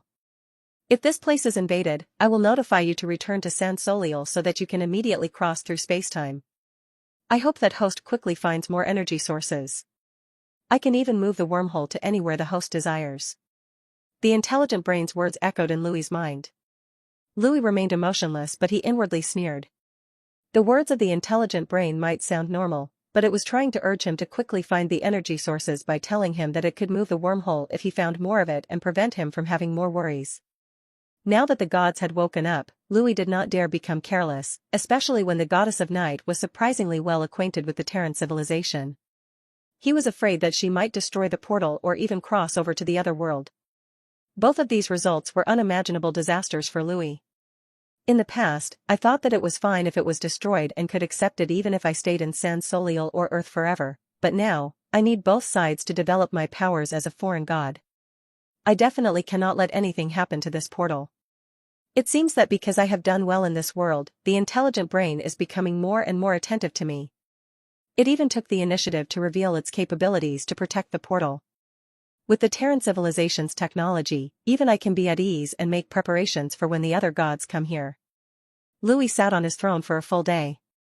After calculating that there was nothing else to be wary about, he raised his eyes and flicked the dust of his fingers. His body disappeared from the throne and appeared in front of the portal. Then he did not hesitate and took a step into the portal. He wanted to collect more faith from Earth before becoming a god as well as experiment with a few more of his ideas. Earth would once again descend into chaos. On Earth, in a deep mountain in China, a doorway suddenly popped into existence. The moment a foot appeared from it, the surrounding few kilometers had turned silent. The birds that stood on branches did not dare chirp. The insects that made various noises froze. The fauna kneeled on the ground and shivered as time seemed to freeze. This was the power of Louis's draconic might. As his body had reached adulthood, his natural pressure had become increasingly potent. He appeared in a concealed state. The moment he placed both feet on Earth's soil, he expanded his perception in order to understand his surroundings. He understood that it was safe and that there were no humans around. This was also the place from which he teleported back to San Soliel the last time he visited Earth. Today's Louis was much bolder compared to the past. He was now infinitely close to becoming a god and had abundant divine power. If any country dared to bombard him with nuclear missiles, he didn't have anything to fear. As long as he used some divine power and his divine domain, then he could offset their power. This was the difference between the two civilizations. Earth's weapons were fully capable of wiping out any powerhouse in San Soliel, but once the gods of San Soliel come into the picture, then the strength between the two civilizations would flip. After all, even the technology of the Terran civilization ultimately failed to subdue them. However, Louis had nothing to fear on Earth. He was not prepared to be reckless, because his main purpose was to develop believers and absorb faith. If he exposed too much of himself, it would have a detrimental effect on the faith that he gathered. In fact, the easiest way to do this would be to eliminate the spread of science, so that Earth's human civilization would once again return to the age of ignorance. That way, I would be able to make the entire human race believe in me, but that project will be too large. It will take several generations to make mankind abandon the scientific creed, and that is too long for me. Moreover, the loss of science would decrease Earth's population and reduce the planet's efficiency at extracting resources. It's really not worth it. At this moment, he could understand the cruelty of the gods of San Soliel. For gods, believers were the sheep and they were the shepherds. What every god was doing was hurting mortals for their own benefits. Louis pondered how to expand his faith. This would require him to involve every aspect of himself. Although I had appeared as a torch dragon before and obtained a certain amount of faith, what is popular at the moment isn't Eastern culture but Western culture. Louis slightly sighed. The torch dragon was something that East Asian people would know, but a foreigner and the vast majority of people on Earth would probably shake their heads. If you spoke about angels and demons, almost every civilized person would know about them. This was the same as Han-era clothing, which wasn't known well in the Western world. On the other hand, Western clothing was the world's understanding of formal wear. This was a historical legacy that even a god could not change in a short span of time. In order to maintain the diversity of mysteries from the east, from the north, west, and from the south should also appear. This would make the mysteries seem more real. However, the fastest way to collect faith is undoubtedly using the Christian religion. Since he needed to collect faith in a quick and reliable way, this is what he decided on. The last time he used Eastern mythology was a small gift Louis gave to his once home. It was also just an experiment that he did without putting too much of himself. However, things were now different. Louis needed a fast and simple method to convince the world. If he suddenly used the Eastern myth that Pangu created the world, it would not be able to beat the creation mythology written in the Bible. Because even the people of China, other than those who love reading novels, knew more about the Christian God as compared to Pangu. This was the saddest part about the cultural spread. However, Louis had no intentions of playing Yahweh, Allah, Buddha, and other such characters. This was because it would be too fake. These kinds of mythological characters were more suited to background characters. Moreover, they could not have any humanity. If those gods were human in nature, it would be contradictory. Especially for an existence like Yahweh. Yahweh was known as the only God and is omniscient and omnipotent. If an omniscient and omnipotent God suddenly appears in front of humans, Earth would not be able to accommodate such a huge being. Gods should remain as gods and simply be everyone's spiritual support. Moreover, Louis could not perform the omniscient part. Even if the gods of San Soliel worked together with so many divine authorities overlapping, not even they could become omniscient and omnipotent. If they could, then the Terran civilization wouldn't have been able to invade it and exterminate the majority of its population. The Soul God system is different from San Soliel's system. Moreover, if I played as the Soul God, it would create a paradox. The world of San Soleil might not accept me because the Soul God doesn't exist in it. In the world of San Soliel, if a god's doctrine dictated that they were the only god, then they would be targeted by other gods. There was also no possibility of there being only a single god due to the many contradictory and incompatible divine authorities. There was order and chaos, good and evil. If a god dared to put them all in a single body, they would surely go mad and perish, causing the divine authorities to scatter once more. If any god dares to do it, then it might only be those of the Cthulhu mythos. I cannot pretend to be the sole god. Nor can I act it out. It would create a big loophole that could expose me, but if I use it solely to gather faith, it's not an impossible thing. Search hosted. Novel for the original. Because of the freedom of modern literature, people's thoughts are more liberal. They do not pursue ancient religions as thoroughly, especially the young generation. They may be more interested in angels and demons. So, the best and fastest method would be to have all sources of faith come face to face against each other. Whether it was good or evil, it would all come from me. Others might not be able to do it, but I can do it because I am the only god on earth. Louis smiled. In order to make a better play, I need some supporting actors. What I need now is an evil soul that's in the process of falling. That's the best way to portray demons. Since it's too much trouble to look for one, I should make one. Louis took a step forward and his figure vanished.